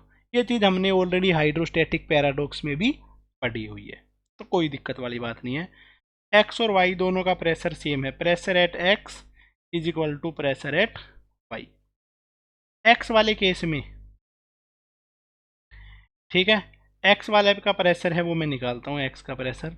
यहाँ का प्रेशर क्या हो जाएगा बेटा, एटमोस्फेरिक प्रेशर, जिसको मैं लिख देता हूँ पी नोट, क्योंकि एटमोस्फेरिक कॉन्टैक्ट में है, प्लस यहाँ से लेकर यहाँ तक की हाइट का जो प्रेशर है वो हो जाता है रो इंटू जी इंटू यहाँ की हाइट है 15 सेंटीमीटर। वाई का प्रेशर लिखते हैं, इधर का जो प्रेशर है वो तो है बेटा P naught plus density of B into ji into 10 centimetre. P naught plus rho ji H लगा दिया है, ए की डेंसिटी लिख दी थी, बी वाले की डेंसिटी लिख दी, और ऐसे करके इसको लिखा जा सकता है। बेटा पी नोट से पी नोट कैंसिल आउट हो जाएगा, rho A G into 15 centimetre, rho B G into 10 centimetre. इससे ये कैंसिल आउट, जी से G cancel out, pressure at A into 15 centimetre is equal to, sorry, density of A into 15 centimetre, density of A into 10 centimetre. इसको मैंने फिर ऐसे लिखा, ठीक है। तो यहाँ से हम डेंसिटी का रेशियो निकाल सकते हैं कि भाई density of A upon density of B, जो कि आ जाएगा 10 सेंटीमीटर अपॉन 15 सेंटीमीटर। सेंटीमीटर से सेंटीमीटर कैंसिल आउट, और 10/15 को मैंने लिख दिया है 2/3। इस तरीके से ए और बी है, इसकी जो डेंसिटी है उसका रेशियो ऐसे निकाला जा सकता है। कोई भी चीज़ें गिवन हो तो उन सब चीज़ों का यूज करके आंसर निकाले जा सकते हैं। बट बेटा जो मेन चीज़ मुझे तुम्हें बताना चाहता हूँ, जिस चीज़ के लिए यूट्यूब को लिखा था, वो चीज़ समझनी है अपन को, ठीक है। ऐसे है अपने पास में, इसको लिख लो, if U tube is accelerating. अगर जो यू शेप ट्यूब है वो एक्सेलरेट कर रही हो, तब का सिनेरियो क्या होगा? तो उसका जो डायग्राम है यूट्यूब का, ये मैंने बना दिया है। बेटा अगर ये यू शेप ट्यूब है ना, ये आगे इस राइट डायरेक्शन में अगर एक्सेलरेट कर रही है, तो इसमें क्या होगा कि लेफ्ट साइड वाला जो पानी है वो राइज कर जाएगा, राइट साइड वाला जो पानी है वो थोड़ी सी नीचे के लेवल पे ही रहेगा, ठीक है।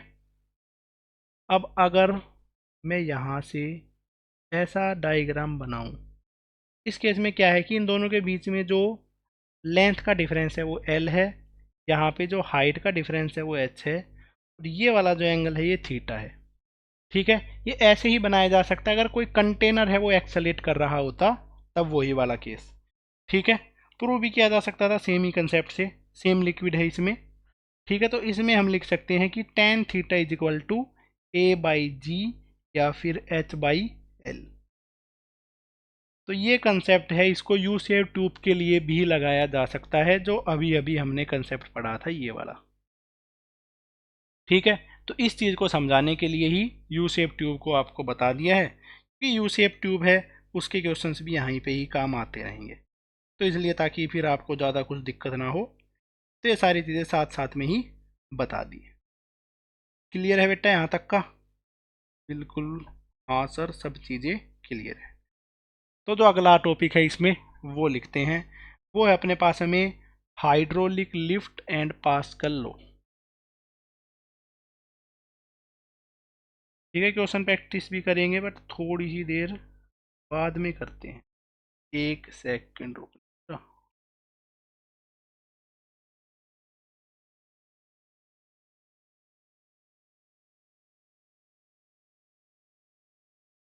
Pascal's law,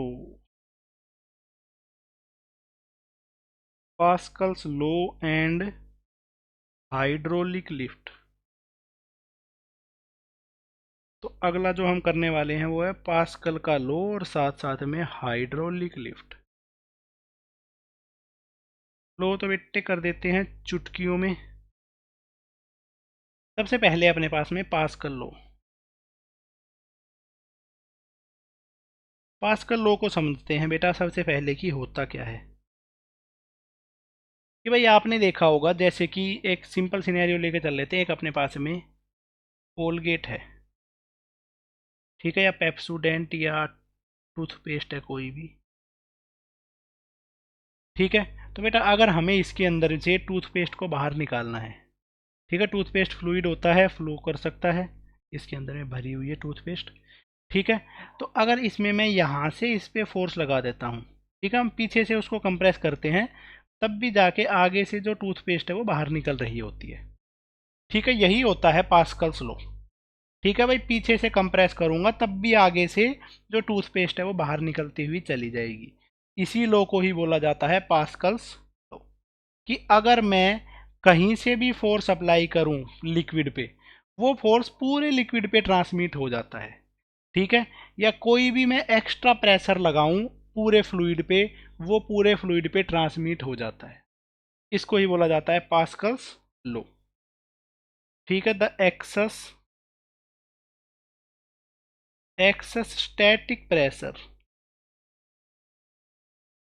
excess static pressure applied on an fluid is distributed everywhere on fluid equally। मैं कितना भी जो भी एक्स्ट्रा प्रेशर कहीं से भी अप्लाई करूंगा वो बेटा पूरे फ्लूइड पे डिस्ट्रीब्यूट हो जाएगा। इसी को बोला जाता है पास्कल्स लॉ। सिंपल सा लॉ है। अगर मान लेते हैं अपने पास में ऐसे कोई कंटेनर सा है, ठीक है, मतलब कि पानी की कोई टंकी या कुछ भी मान लो, इसके अंदर में ऐसे मैंने 3-4 जगह पे ओपनिंग बना रखी है अलग अलग एरिया की या सेम अलग अलग शेप की। अगर मैंने यहाँ पे एक एक्सटर्नल प्रेशर अप्लाई किया बेटा, जो कि है P, ठीक है, तो जो फ्लूइड है वो हर तरफ से बाहर आने की ट्राई करेगा P प्रेशर से। ठीक है, जहाँ से भी रिलीज हो जाएगा, जहाँ से भी उसको मौका मिलेगा वहाँ से बाहर आ जाएगा। ठीक है, तो जिधर कोई भी हमने एक्स्ट्रा प्रेशर अप्लाई किया वो हर जगह पे ट्रांसमिट हो जाता है इक्वली। इसी लॉ को बोला जाता है पास्कल्स लॉ। ठीक है, पास्कल लॉ का अपने पास में जो मेन जो है इसका यूज वो है हाइड्रोलिक लिफ्ट। कि हाइड्रोलिक लिफ्ट में इसका यूज किया जाता है। तो हाइड्रोलिक लिफ्ट का पहले मैं अरेंजमेंट बना देता हूँ कि किस तरीके से हाइड्रोलिक लिफ्ट का अरेंजमेंट होता है या इसको कैसे बनाया जाता है। Arrangement of hydraulic lift.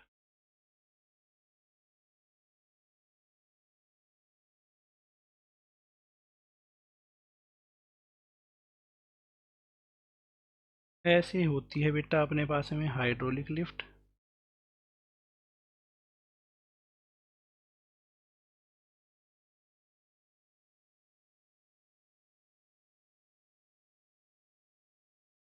ये है अपने पास में हाइड्रोलिक लिफ्ट।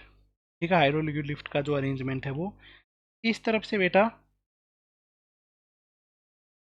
ऐसे से इसको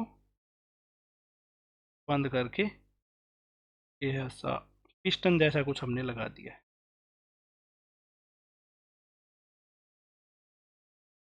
ठीक है, तो अब इस केस में क्या है कि इस तरफ का जो एरिया है वो है A1, इस तरफ का जो एरिया है वो है A2। इस तरफ मैंने ऊपर से नीचे की डायरेक्शन में फोर्स लगाया है वो है F1 फोर्स लगाया। ठीक है, इस तरफ हमने कोई मान लेते हैं कंटेनर रखा हुआ है, भारी सा कोई व्हीकल। ठीक है, भारी सा व्हीकल है, उसका वेट है mg। ठीक है, अगर मैं यहाँ से पहले तो इसको थोड़ा सा भर देता हूँ वही पानी से। ठीक है, हवा नहीं है ये, एयर मत मानना, ये पानी भरा हुआ है। पता नहीं कैसा ही पानी है, बस बना दिया मैंने अब। तो बेटा यहाँ से अगर मैं प्रेशर दूंगा कुछ भी, ठीक है, अब वो प्रेशर इधर से ट्रांसमिट होकर इधर से बाहर निकलेगा, क्योंकि और कोई ओपनिंग है ही नहीं। तो वो जिससे बाहर निकलेगा वो उसकी वजह से कुछ फोर्स बनेगा, जो फोर्स रहेगा F2। ठीक है, अब इस चीज़ का यूज हम करते हैं कि यहाँ से हम कोई फोर्स लगा के उस तरफ कोई हैवी व्हीकल को उठाने के लिए। ये है हाइड्रोलिक लिफ्ट का arrangement. This arrangement this arrangement is used to lift up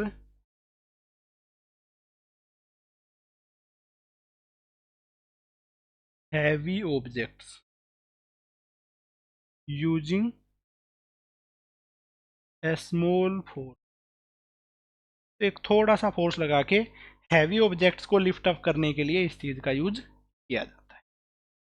ठीक है, अब देखो बेटा यहाँ से जितना प्रेशर लगाएंगे उतने ही प्रेशर से वो ऊपर की तरफ जाएगा।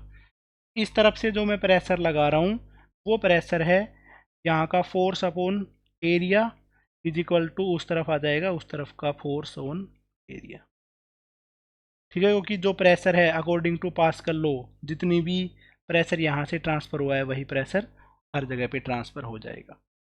तो ये अपने पास में इस पे बेस्ड फॉर्मूला बनता है, ठीक है। पर बेटा इसमें अपने पास में एक और भी सिनेरियो है, एक और चीज़ है जिसको हम देखना भूल गए हैं, उसके बारे में भी हमें पता होना चाहिए, ठीक है। तो देखो, अगर मैं यहाँ पे मान लेते हैं कि मैंने अगर इसको ऊपर से नीचे की डायरेक्शन में L1 डायरेक्शन मूव करवाया, ठीक है। कितना सा मूव करवाया मैंने ऊपर से नीचे की तरफ में L1, तो ये जो नीचे से ऊपर की तरफ में मूव करेगा, ये मूव करेगा L2, ठीक है। पहली बात तो अगर मैं आपको फोर्स के बारे में इस चीज़ में बता दूं, तो इस चीज़ में हमें क्या पता चला है, देखो यहाँ पे जो है ना प्रेशर अगर हमें क्रिएट करना है, जैसे कि F2 ज़्यादा है, F2 upon F1, F2 upon F1 को मैं लिख सकता हूँ A2 अपॉन A1 से,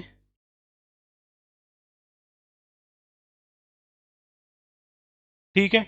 तो हमें क्या है कि अगर एरिया ज़्यादा कर देंगे तो हम यहाँ पे ज़्यादा फोर्स को महसूस कर सकते हैं या ज़्यादा फोर्स को एक्सपीरियंस कर सकते हैं।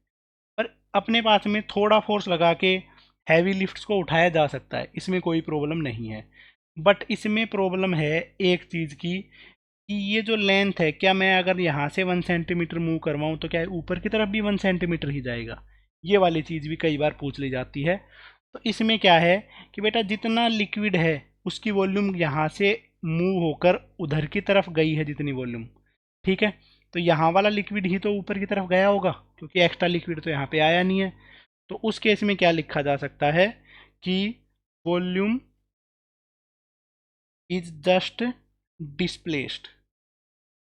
जो इसमें जो वॉल्यूम है वो जस्ट डिस्प्लेस हुई है, तो यहाँ का एरिया इंटू यहाँ की length A1 into L1 is equal to उस तरफ का एरिया इंटू उस तरफ की लेंथ, ऐसे भी लिखा जा सकता है, ठीक है।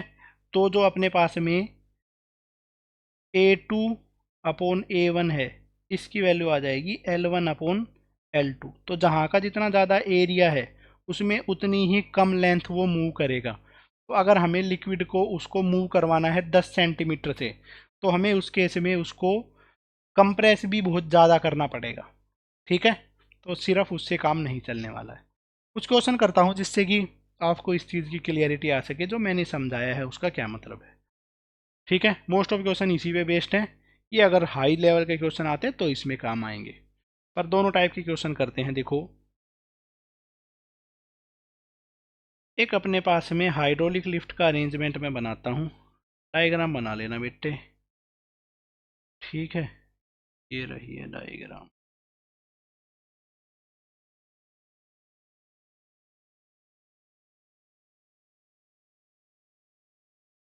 इस तरीके से डायग्राम है भाई,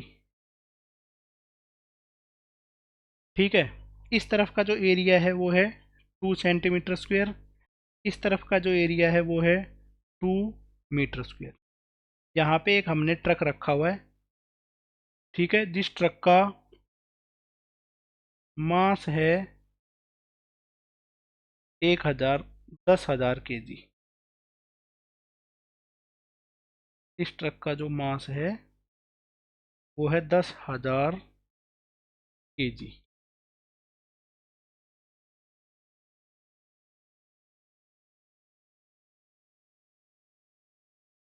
ठीक है। एरिया गिवन है दोनों तरफ का।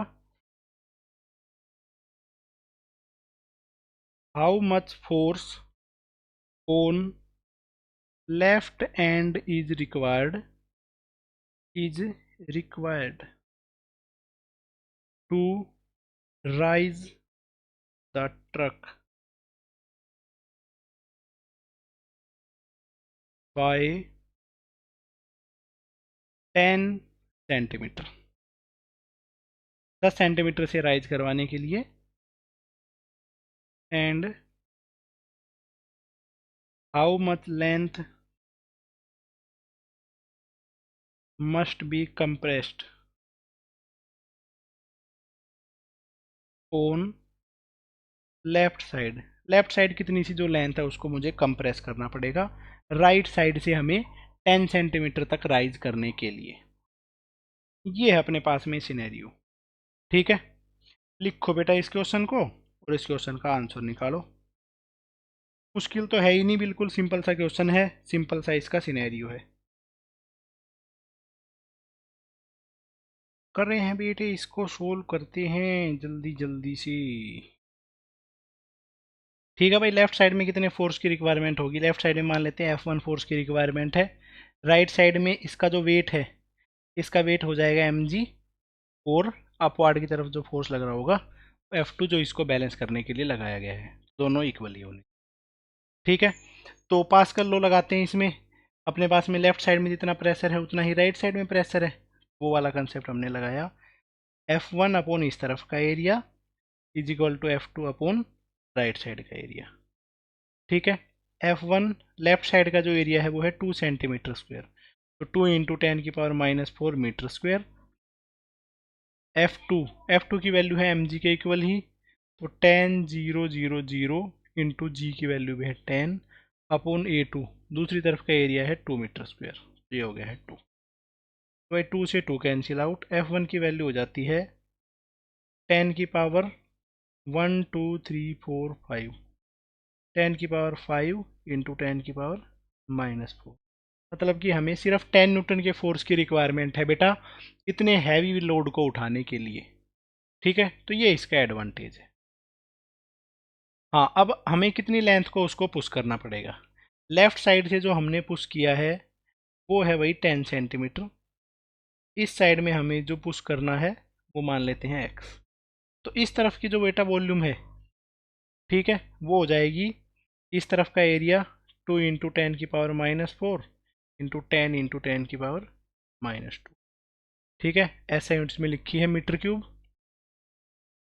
राइट साइड में राइट साइड का एरिया है 2, और जो है लेंथ है वो है x, 2 इंटू एक्स। तो मेरे पास में 2 से 2 कैंसिल आउट हो गया, तो x की वैल्यू आती है 10 की पावर -4, और एक ये बन गया -5 मीटर। बस ये इतना सा ही मूव कर पाएगा। ठीक है, ये भी खास बात है, उसको बहुत ज़्यादा पुश करना पड़ेगा ताकि दूसरा साइड भी ऊपर की तरफ में ज़्यादा मूव कर पाए। ओके, तो इस तरीके से अपने पास में यहाँ का आंसर हो गया है। अब बेटा देखो नेक्स्ट, इसके बाद जो नेक्स्ट टॉपिक है वो है भाई मेजरमेंट ऑफ प्रेशर, कि प्रेशर को कैसे मेजर किया जाता है। Measurement of pressure. तो बेटा प्रेशर के मेजरमेंट के लिए जो डिवाइस यूज किया जाता है उसका नाम होता है बैरोमीटर। बैरोमीटर डिवाइस होता है जिसका यूज करके हम प्रेशर मेजर करते हैं।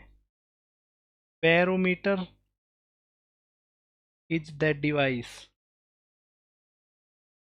that is used that is used to measure pressure। Barometer वो डिवाइस है जिसका यूज किया जाता है प्रेशर को मेजर करने के लिए। सबसे पहले टाइप का बैरोमीटर है वो है मरकरी बैरोमीटर।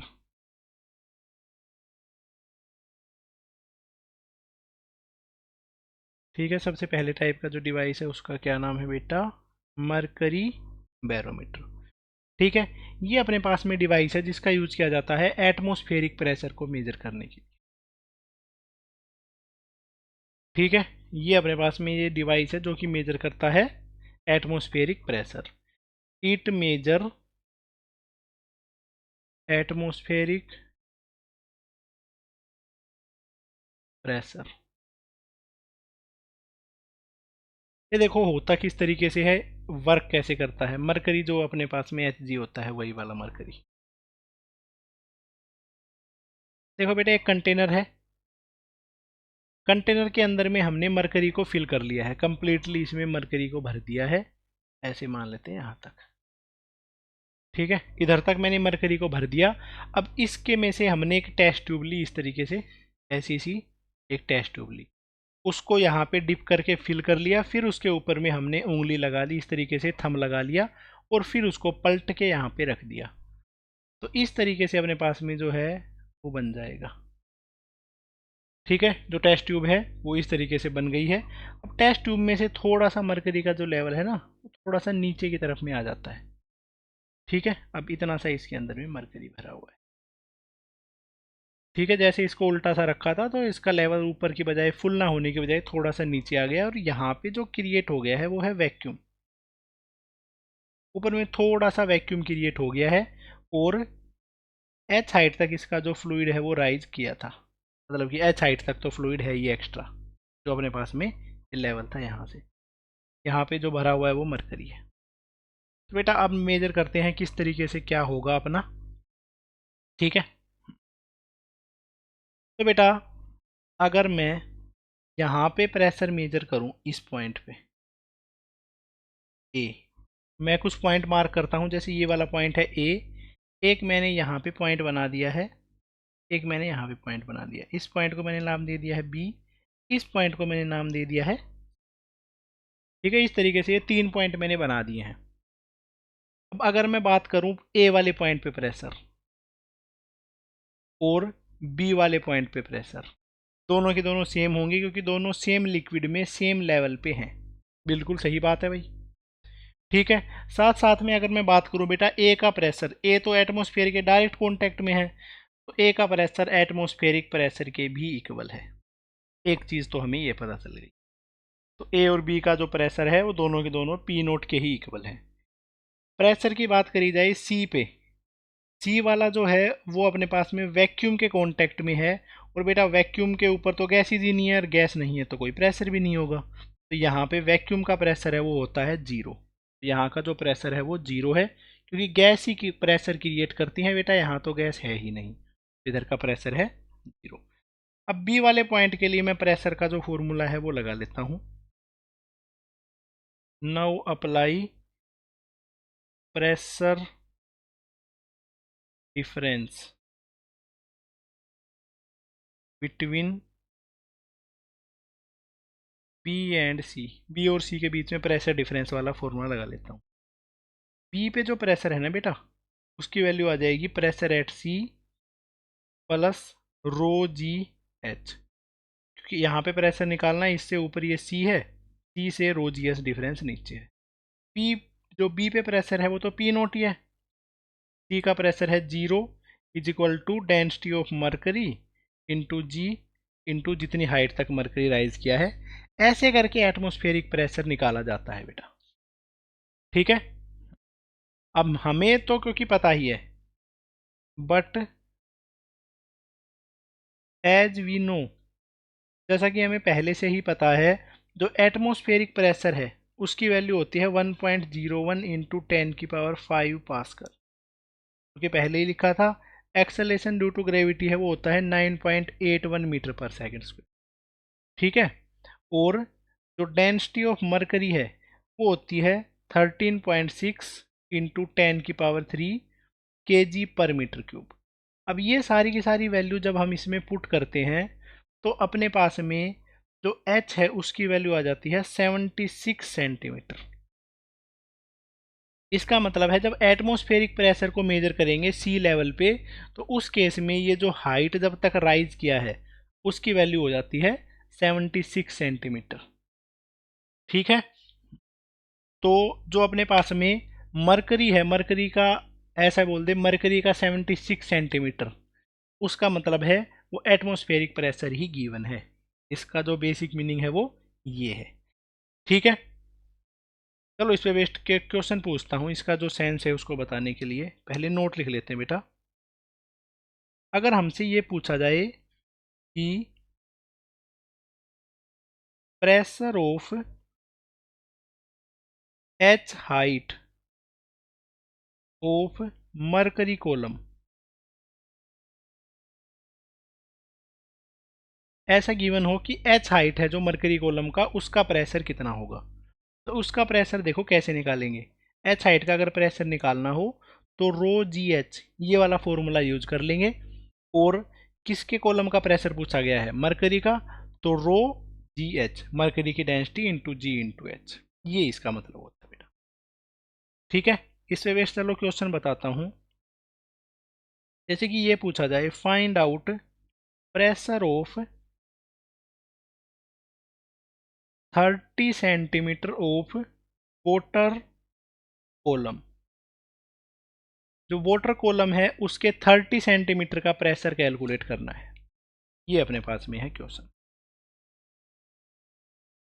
तो इसका जो प्रेशर है वो निकल के आ जाएगा rho ji H, density of water into ji into H. Water की डेंसिटी होती है बेटा 10⁻³ kg पर मीटर क्यूब। जी के अप्रोक्सीमेट वैल्यू मैं लेके चल रहा हूँ 10 मीटर पर सेकेंड स्क्वायर, और जो हाइट है वो है 30 सेंटीमीटर, तो 30 इंटू 10⁻⁻² मीटर। इसको जब मैं सोल्व करूंगा तो आ जाता है 3 इंटू 10⁻³ पास्कल। तो ऐसे करके अगर 30 सेंटीमीटर ऑफ वाटर कॉलम का प्रेशर पूछा जाए तो उसका आंसर है ये निकाला जाएगा। ठीक है, तो ये इसका सेंस बनता है। ये जो हमने एटमॉस्फेरिक प्रेशर वाला जो मरकरी बैरोमीटर है उससे हमें एक चीज़ के बारे में पता चल गया कि अगर height of mercury column, height of water column या हाइट ऑफ कोई भी कॉलम हो उसके अकॉर्डिंगली अगर प्रेशर निकालना हो तो ये स्टेप्स यूज करे जाते हैं। चलो और क्वेश्चन है इस पे बेस्ड, देखो ये पूछता हूँ, find out pressure of 120 centimetre of water column. Water column है उसके 120 सेंटीमीटर का प्रेशर बताना है।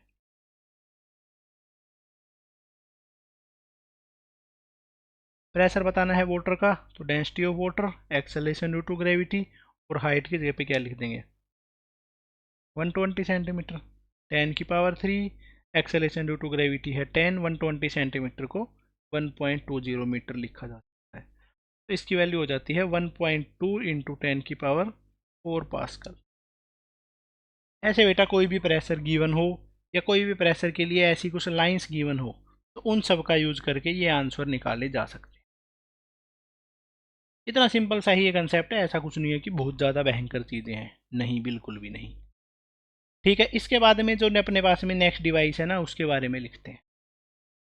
ठीक है, मरकरी बैरोमीटर के बारे में हमने लिखा, इतने से पेज में आया, ये चीज़ लिखी। ठीक है, हाँ। इसके बाद में बेटा जो अगला डिवाइस आता है उसको लिखते हैं ओपन ट्यूब मैनोमीटर।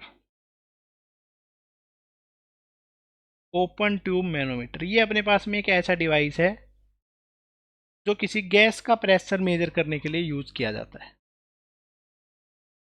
ठीक है, it is a device that is used to measure pressure of a gas. कोई गैस है उसका प्रेशर अगर मेजर करना हो तो उस केस में इस डिवाइस का यूज किया जाता है। ओके, बिल्कुल सिंपल सी डेफिनेशन है, डेफिनेशन जैसा तो कुछ नहीं है। तो इसमें देखो क्या रहता है, एक हम इस तरीके से एक कंटेनर जैसा लेते हैं जिसके अंदर में की गैस को भर देंगे। उसके बाद में ऐसा सा हमने एक सेटअप बना दिया है बेटा।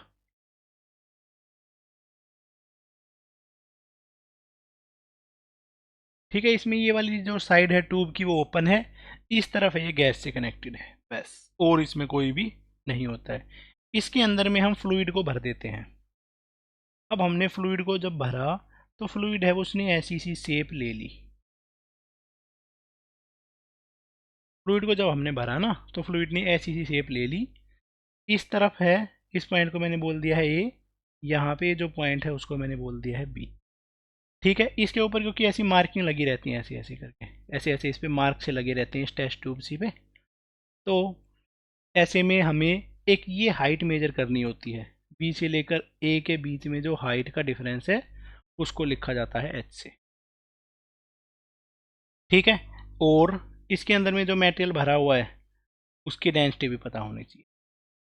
तो यहाँ पे देखो हम क्या कंसेप्ट यूज करते हैं कि ए और बी है, क्योंकि सेम ही लिक्विड है, अलग अलग लेवल है, इन दोनों के प्रेशर का डिफरेंस यूज करते हैं।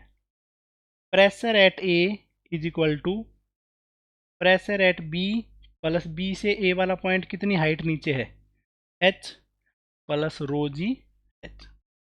और बेटा जैसा कि हमें पता है ए वाला तो डायरेक्ट गैस के कांटेक्ट में है, तो यहाँ से पता चलेगा प्रेशर ऑफ गैस। बी जो बी है, बी एटमॉस्फेरिक के कांटेक्ट में है, तो यहाँ का प्रेशर हो जाएगा एटमॉस्फेरिक प्रेशर प्लस रो जी एच।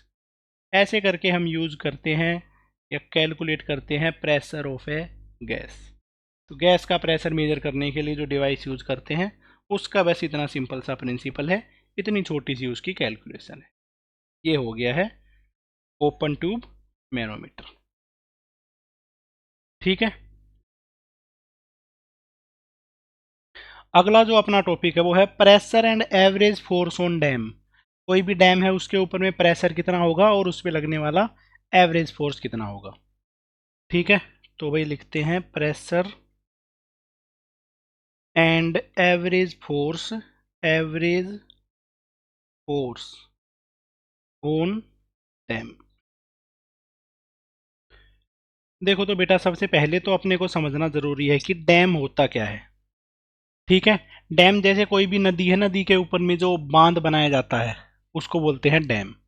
ठीक है, जहाँ पे पानी भरा हुआ रहता है, बहुत सारा पानी भरा हुआ रहता है, उसको बोलते हैं रिजर्वोयर। वो डैम नहीं होता है बेटा। ठीक है, जैसे कि इस तरीके से मान लेता हूं मैं, ऐसी सी है अपने पास में कोई नदी, पहले बनाता हूँ, एक सेकंड रुक।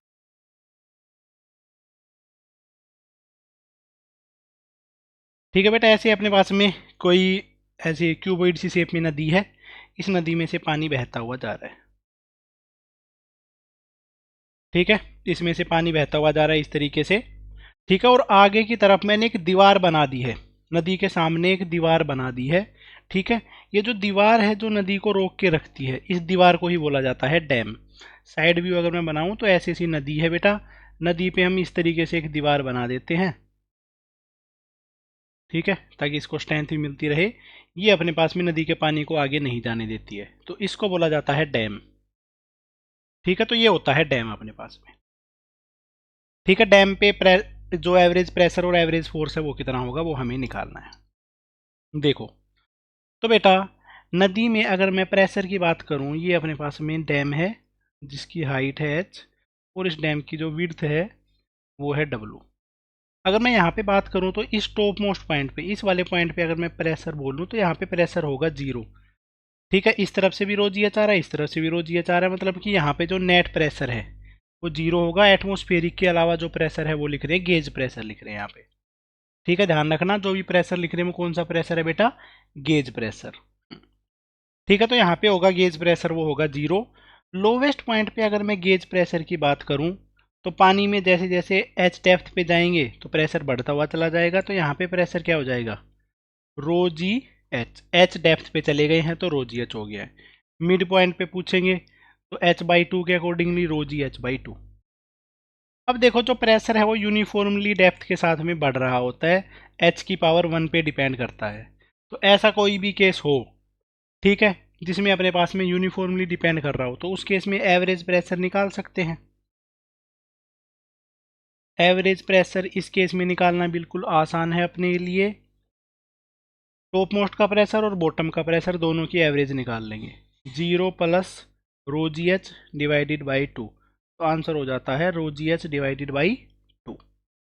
ठीक है, अब हमें निकालना है दूसरी चीज़, ये जो डैम है इस डैम पे लगने वाला एवरेज फोर्स कितना होगा। ठीक है, ये यहाँ पे जो प्रेशर है, इस प्रेशर की वजह से इस डैम पे फोर्स भी लगेगा, तो वो लिख लेते हैं एवरेज फोर्स ऑन डैम।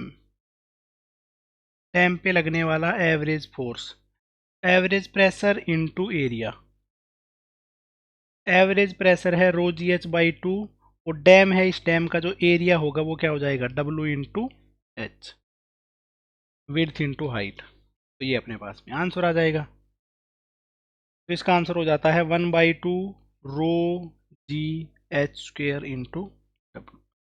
तो एवरेज फोर्स और एवरेज प्रेशर दोनों की वैल्यू हमें बेटा पता होनी चाहिए। ये अपने पास में एक केस है, इस पे वेस्ट एक आधा क्वेश्चन गिवन मिल जाता है पैकेजेस में, तो इसलिए इस चीज़ को करवा दिया है। चलो तो भाई नेक्स्ट है, अब इन पे बेस्ड क्वेश्चंस करते हैं। तो ये है बेटा अपने पास में question, by sucking a straw a student can reduce the pressure of his lungs to 750 mm of Hg। ठीक है, Hg है जो इसकी डेंसिटी है वो गिवन है। Using the straw he can drink water from glass up to a maximum depth of, maximum कितनी depth तक पानी को रखूं तो उस पानी को वो स्टूडेंट पी सकता है। ये अपने पास में क्वेश्चन। चलो तो भाई करते हैं अपने पास में इस क्वेश्चन को सोल्व। देखो बेटा, मान लेते हैं यहाँ पे पानी भरा हुआ है और ये इस तरीके से उसने स्ट्रो बना रखी है, वर्टिकली स्ट्रो रख रखी है ताकि ज़्यादा से ज़्यादा हाइट तक का पानी पी सके। ठीक है, स्ट्रो में ऊपर मुंह से पानी पीने लग रहा है, तो यहाँ वाले पॉइंट को मैंने बोल दिया है ए, जो टॉप मोस्ट वाला पॉइंट है उसको बोल दिया है ए, और यहाँ जो सरफेस है, सरफेस वाला पॉइंट है उसको मैंने बोल दिया है बी। ठीक है, एच हाइट है इसकी स्ट्रो है जिससे कि वो पानी को पी पा रहा है। ए वाले पॉइंट का प्रेशर लिखता हूँ। ए वाला पॉइंट का प्रेशर क्या है कि जो लंग्स का प्रेशर है, मुंह से उसने क्रिएट किया है वो प्रेशर। ठीक है, वो है 750 mm ऑफ Hg। ठीक है, तो डेंसिटी ऑफ Hg इंटू जी और हाइट है 750 mm। इसकी वैल्यू हम निकालते हैं पहले तो कि भाई इसकी वैल्यू कितनी आएगी ना, इसको इतना ही रख देते हैं अभी के लिए। ठीक है, बी का जो प्रेशर है वो है अपने पास में एटमॉस्फेरिक प्रेशर। ठीक है, एटमॉस्फेरिक प्रेशर होता है वो होता है 76 सेंटीमीटर ऑफ Hg। ठीक है, तो rho of Hg into ji into 760 mm, centimetre की बजाय मिलीमीटर में लिख लिया है तो 760 मिलीमीटर ऑफ Hg हो जाता है। 76 सेंटीमीटर ऑफ Hg ये चीज़ पहले ही लिखवाई हुई है तो उसको याद कर लेना।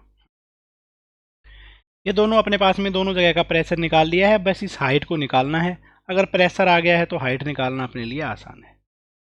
ठीक है, प्रेशर ड्यू टू डेप्थ वाला फॉर्मूला लगा लेता हूँ। Pressure at B is equal to pressure at A plus rho ji H. ठीक है, pressure at B minus pressure at A is equal to rho ji H. इसमें इसकी यहाँ से और यहाँ तक का डिफरेंस को बताया, बीच में जो भरा हुआ है वो भी मरकरी ही है, तो इसमें जो बेटा डेंसिटी आएगी वो भी डेंसिटी ऑफ Hg आ जाएगी। दोनों की वैल्यू पुट करता हूँ। बी का प्रेशर है density of Hg into ji into 760 mm। Wait wait wait, पानी को पी रहा है बेटा, पानी को, बीच में जो भरा हुआ वो क्या है, वाटर, यहाँ पे डेंसिटी ऑफ वाटर लिखा जाएगी, बाकी सब सही है। Minus density of Hg into ji into 750 mm। इधर वाली जो वैल्यू है उनको लिखा है। राइट साइड में density of water into ji into जितनी हाइट तक पानी पी सकता है वो हाइट। तो बेटा थ्रू आउट द इक्वेशन में हम देख रहे हैं कि जी अपने पास में कॉमन लेके कैंसिल किया जा सकता है। ठीक है, नेक्स्ट चीज़ मैं लिखता हूँ डेंसिटी ऑफ मरकरी, मरकरी के जो अपने पास में, अच्छा इसमें से रो एच जी को मैंने कॉमन ले लिया, तो रो ऑफ एच जी 760 में से 750 घटाएंगे तो आ जाएगा 10 mm। राइट साइड में आ जाएगा density of water into height. अब सबको वैल्यू पुट करते हैं। डेंसिटी ऑफ मरकरी 13.6 इंटू 10 की पावर 3 kg पर मीटर क्यूब। ठीक है, मिलीमीटर को अपन एस यूनिट में कन्वर्ट करेंगे तो आ जाएगा 10 इंटू 10 की पावर -3 मीटर। वाटर की डेंसिटी होती है 10 की पावर 3 और हाइट, यहाँ से हाइट आ जाएगी। तो बेटा इधर से 10 की पावर 3 से 10 की पावर 3 कैंसिल आउट, ये बन जाएगा 136 इंटू 10 की पावर -3। 136 इंटू 10 की पावर -3, सब कुछ एस यूनिट में है तो हाइट भी एस यूनिट में ही आ जाएगी, तो 136 मिलीमीटर, ये अपने पास में आ जाता है हाइट का आंसर। अब चेक करते हैं ऑप्शंस को, मीटर में आंसर ऑप्शन है या मिलीमीटर में ऑप्शन है। बट बेटा ऑप्शन तो सारे के सारे सेंटीमीटर में है, तो 136 मिलीमीटर को 10 से डिवाइड करेंगे तो सेंटीमीटर में आ जाएगा, तो करेक्ट आंसर है वो आ जाता है 13.6 सेंटीमीटर। इम्पोर्टेंट क्वेश्चन है बेटा, सिंपल तरीके से समझा दिया है। ठीक है, इसी तरीके से या इसी अप्रोच से इस क्वेश्चन को सोल्व करना है। ओके, नेक्स्ट क्वेश्चन है बेटा ये, air bubble rise from bottom of A lake. एक एयर का बबल है जिसको किसी लेक के बॉटम से स्टार्ट किया गया है और उसकी रेडियस 200% से इंक्रीज हो गई है, और एटमॉस्फेरिक प्रेशर है उसकी वैल्यू गिवन है H height of water column. तो लेक की डेप्थ है वो हमें बतानी है। समझना बेटा इस क्वेश्चन को, फिर उस तरीके से ही इसका आंसर आएगा। ये बेटा मैंने लेक बना दी है यहाँ से लेकर यहाँ तक। अब जो लेक है इसकी डेप्थ है या इसकी हाइट है उसको मैंने मान लिया है। एक वाटर का बबल था जो कि मान लेते हैं एयर बबल था, वाटर का नहीं एयर बबल है, जो कि बिल्कुल बॉटम पे था। जब ये अपने पास में बॉटम पे था तो इसकी जो रेडियस थी वो थी आर, ठीक है। और इसकी रेडियस अगर आर थी तो इसकी वॉल्यूम थी बी, ऐसा मान लेते हैं इसकी जो वॉल्यूम थी वो थी बी, ठीक है। अब ये बबल जैसे जैसे ऊपर जाता गया, जैसे ही ये सरफेस के पास में पहुंचा, जस्ट सरफेस के पास में, सरफेस पे नहीं पहुंचा है, सरफेस से थोड़ा सा अंदर ही है, यहाँ पे पहुंचते पहुंचते इसकी जो रेडियस है 200% से बढ़ गई है। पहले आर थी, 200% राइज किया तो आर प्लस 2r हो गया, मतलब कि टोटल जो रेडियस है वो बन चुकी है 3r। अगर रेडियस 3r हो चुकी है तो इसकी जो वॉल्यूम है वो अपने पास में, वॉल्यूम क्या होती है 4/3 pi R cube, volume is equal to 4/3 pi R cube, R के क्यूब पे डिपेंड करती है। तो 3 का जो हम क्यूब करेंगे तो आ जाएगा 27, ठीक है। तो वॉल्यूम है वो हो चुकी है 27 टाइम्स ऑफ वी।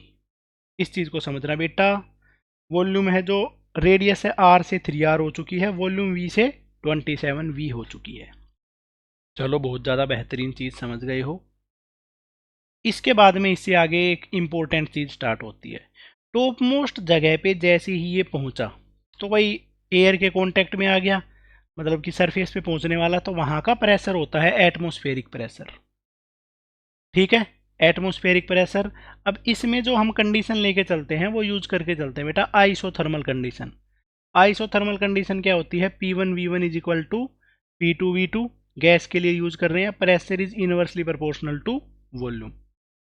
तो अगर अपने पास में वॉल्यूम 27 गुना हो चुकी है, ठीक है, नीचे से ऊपर जाने में वॉल्यूम 27 टाइम्स से बढ़ी है, तो नीचे से ऊपर जाने में प्रेशर 27 टाइम्स कम हुआ है। इसका मतलब अगर सरफेस का प्रेशर पी नोट है तो बॉटम का प्रेशर हो जाएगा 27 टाइम ऑफ पी नोट, ठीक है, ताकि आइसोथर्मल कंडीशन को सेटिस्फाई कर सके। ये अपने पास में आ गया है, ठीक है। और बेटा अब जो टॉप है और बॉटम है इसके अकॉर्डिंगली, हाँ, ऑल्सो एक नई कंडीशन अपने पास में गिवन है, atmospheric pressure is equal to water column of height h। Atmospheric pressure की वैल्यू गिवन है P naught is equal to water का कॉलम और जिसकी हाइट हो h, प्रेशर निकाला जाता है रो जी एच से, density of water into ji into H, ठीक है। अब देखो जो अपने पास में प्रेशर डिफरेंस है टॉप और बॉटम के बीच में, उसको लिख देंगे pressure difference is equal to रो, इसके बीच में है वाटर इंटू जी, और इन दोनों के बीच की हाइट का डिफरेंस है वो h है। यहाँ और यहाँ के बीच के जो प्रेशर डिफरेंस है उसको लिखा गया है टॉप और बॉटम के बीच, बट एक्चुअल में वो प्रेशर डिफरेंस कितना है 27, और ऊपर पर था पी नोट, तो 27 P naught minus P naught is equal to density of water into ji into h. तो 26 पी नोट है उसकी वैल्यू हो जाती है ये 26, पी नोट की वैल्यू है density of water into ji into capital H, density of water into ji into small H, ठीक है। डेंसिटी ऑफ वाटर से density of water cancel out, G से जी कैंसिल आउट, तो जितनी height है इसकी उसकी वैल्यू आ गई है 26h, 26 टाइम ऑफ h। इसका जो करेक्ट आंसर है वो होगा 26h। इस तरीका का एक क्वेश्चन है बेटा, ठीक है, इंपॉर्टेंट क्वेश्चन है, अच्छे तरीके से आपको समझा दिया गया है। क्वेश्चन को एक दो बार फिर से ट्राई करना, ना तो क्वेश्चन को भूल जाओगे, फिर उस चीज़ का कोई मतलब नहीं बचता है, ठीक है। इतनी सारी चीज़ें, ठीक है, जहाँ भी जिस भी स्टेप में डाउट है दोबारा से पढ़ो इसको, और कोई भी डाउट अगर आ रहा है कमेंट बॉक्स में लिखो, और कमेंट अगर समझ में आ गया है तो कमेंट बॉक्स में डन लिख देना। और अगर वीडियो को आपने यहाँ तक ही देख लिया है तो वही सब्सक्राइब भी कर दो, ठीक है। सब्सक्राइबर जैसे जैसे मिलते हैं तो मुझे उससे मोटिवेशन मिलता है नेक्स्ट वीडियो डालने में मेरे लिए आसान रहता है।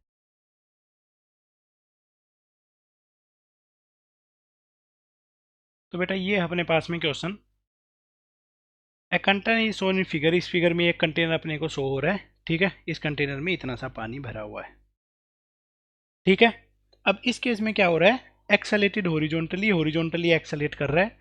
हमें कितनी वैल्यू एक्सेलेशन की हो, कम से कम कितनी एक्सेलेशन की वैल्यू हो कि इसके अंदर में जो पानी भरा हुआ है वो पानी स्पिल होके नीचे गिर जाए।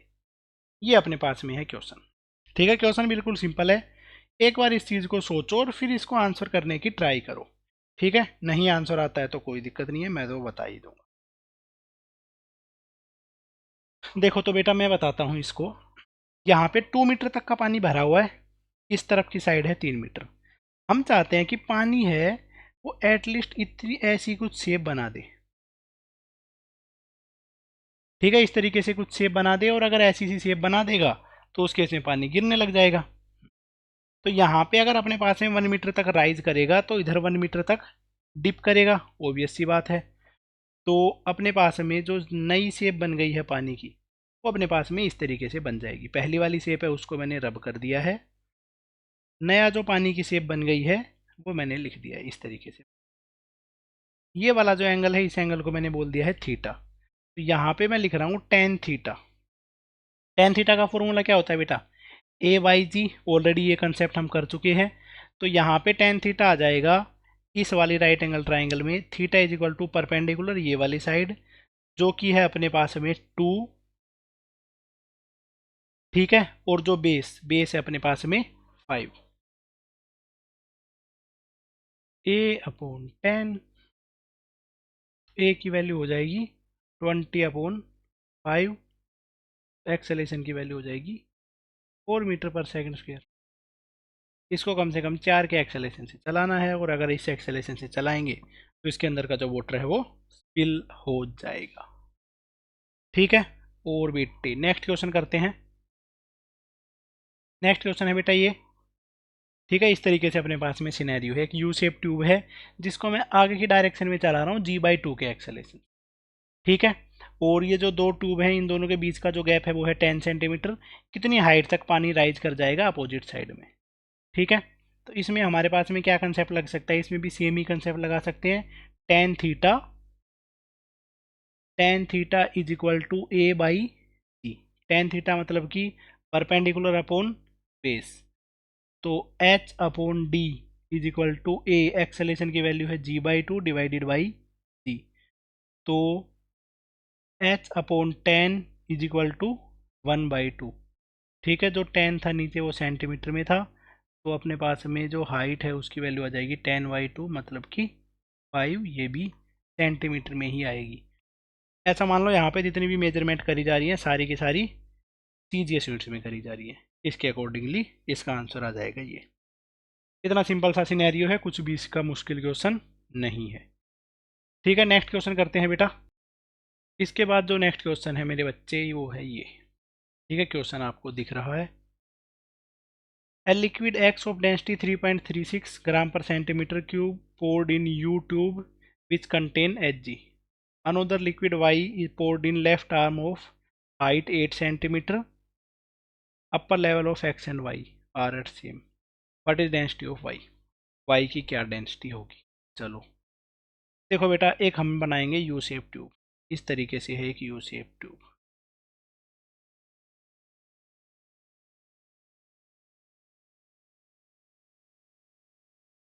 ऐसी है अपने पास में यू शेप ट्यूब।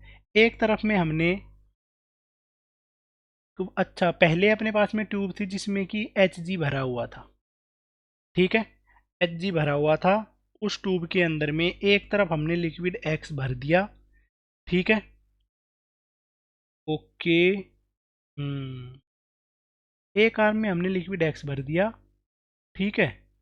तो इसमें क्वेश्चन में कुछ गलती है, कुछ चीज़ें दिख नहीं रही हैं। मैं इसका डायग्राम और बनाता हूँ, ठीक है। ये अपने पास में इस तरीके का क्वेश्चन है, आया हुआ क्वेश्चन ये है PYQ का ही। एक तरफ में लिक्विड भर दिया हमने 8 सेंटीमीटर, दूसरी तरफ में जो लिक्विड भरा हुआ है वो है 10 सेंटीमीटर, ठीक है। ये अपने पास में एक टाइप का लिक्विड है। ये अपने पास में दूसरी सी टाइप का लिक्विड है। इसमें नीचे की तरफ में जो भरा हुआ है वो है मरकरी। ठीक है, दोनों का जो टॉप लेवल है वो सेम है। ये डायग्राम भी था इसके पास में। ठीक है, इसमें कुछ चीज़ें शायद मिस रह गई हैं तो इस वजह से ऐसा है। ठीक है, इस वाली साइड को बोल देते हैं ये है y, ये है अपने पास में x। ओके, और इनकी अपने पास में अगर डेंसिटी x वाली तरफ में जो डेंसिटी है, ठीक है, इस तरीके से है ये अपने पास में डायग्राम। ठीक है, अप्रोक्सीमेट जो डायग्राम है वो भाई इतना सा ही है, x और y 10 सेंटीमीटर। ठीक है, ठीक है बेटा, x वाली साइड में जो लिक्विड भरा हुआ है उसकी डेंसिटी गिवन है। इसकी जो डेंसिटी है वो है 3.36 ग्राम पर सेंटीमीटर क्यूब। ओके, नीचे अपने पास में मरकरी भरा हुआ है। मरकरी है, इसकी डेंसिटी गिवन है 13.6 ग्राम पर सेंटीमीटर क्यूब। ओके, तो अपने पास में जो वाई वाला लिक्विड है उसकी डेंसिटी बतानी है। ये है अपने पास में बेटा क्वेश्चन। ठीक है, वाई वाला जो लिक्विड है उसकी डेंसिटी बतानी है। इस तरीके से अपने पास में क्वेश्चन है। अब इस क्वेश्चन को सोल्व करना है। क्वेश्चन को लिख लो, डायग्राम को भी लिख लो। ठीक है, इसके अकॉर्डिंगली अब इसको सोल्व करके बताओ। पैकेज में क्वेश्चन मिल जाएगा इजीली। ठीक है, कोई भी कोचिंग का पैकेज सोल्व कर रहे हो उसी में ये क्वेश्चन मिल जाएगा।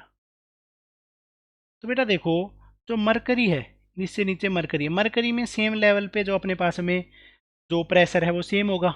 तो मैं यहाँ पे मरकरी का ही कंसेप्ट लेके चल रहा हूँ, इस पॉइंट पे और इस पॉइंट पे। मरकरी में ये जो दोनों पॉइंट हैं, ये दोनों पॉइंट है, यहाँ पे प्रेशर होगा वो सेम होगा। ठीक है, लेफ्ट वाला कॉलम में और वाई वाले कॉलम में। लेफ्ट वाले कॉलम में देखो, यहाँ पे जो प्रेशर है वो है एटमॉस्फेरिक प्रेशर, जिसको मैंने लिख दिया है P0 plus density of Y into ji into 8 centimetre. यहाँ से लेकर यहाँ तक आ गए, इतना सा जो गैप है ये भी है 2 सेंटीमीटर। बेटा ये टोटल था 10, इसमें से इतना सा 8 है, ये 2 सेंटीमीटर है। ठीक है, 2 सेंटीमीटर मरकरी का भी है। तो density of H G into ji into 2 centimetre. Right side में भी सेम लेवल पे प्रेशर सेम है, तो ऊपर से जो प्रेशर है वो atmospheric pressure plus density of X into ji into 10 centimetre, ये आ गया है। पी नोट से पी नोट सबसे पहले यही कैंसिल होगा। ठीक है, density of Y into ji into 8 centimetre, density of H ji.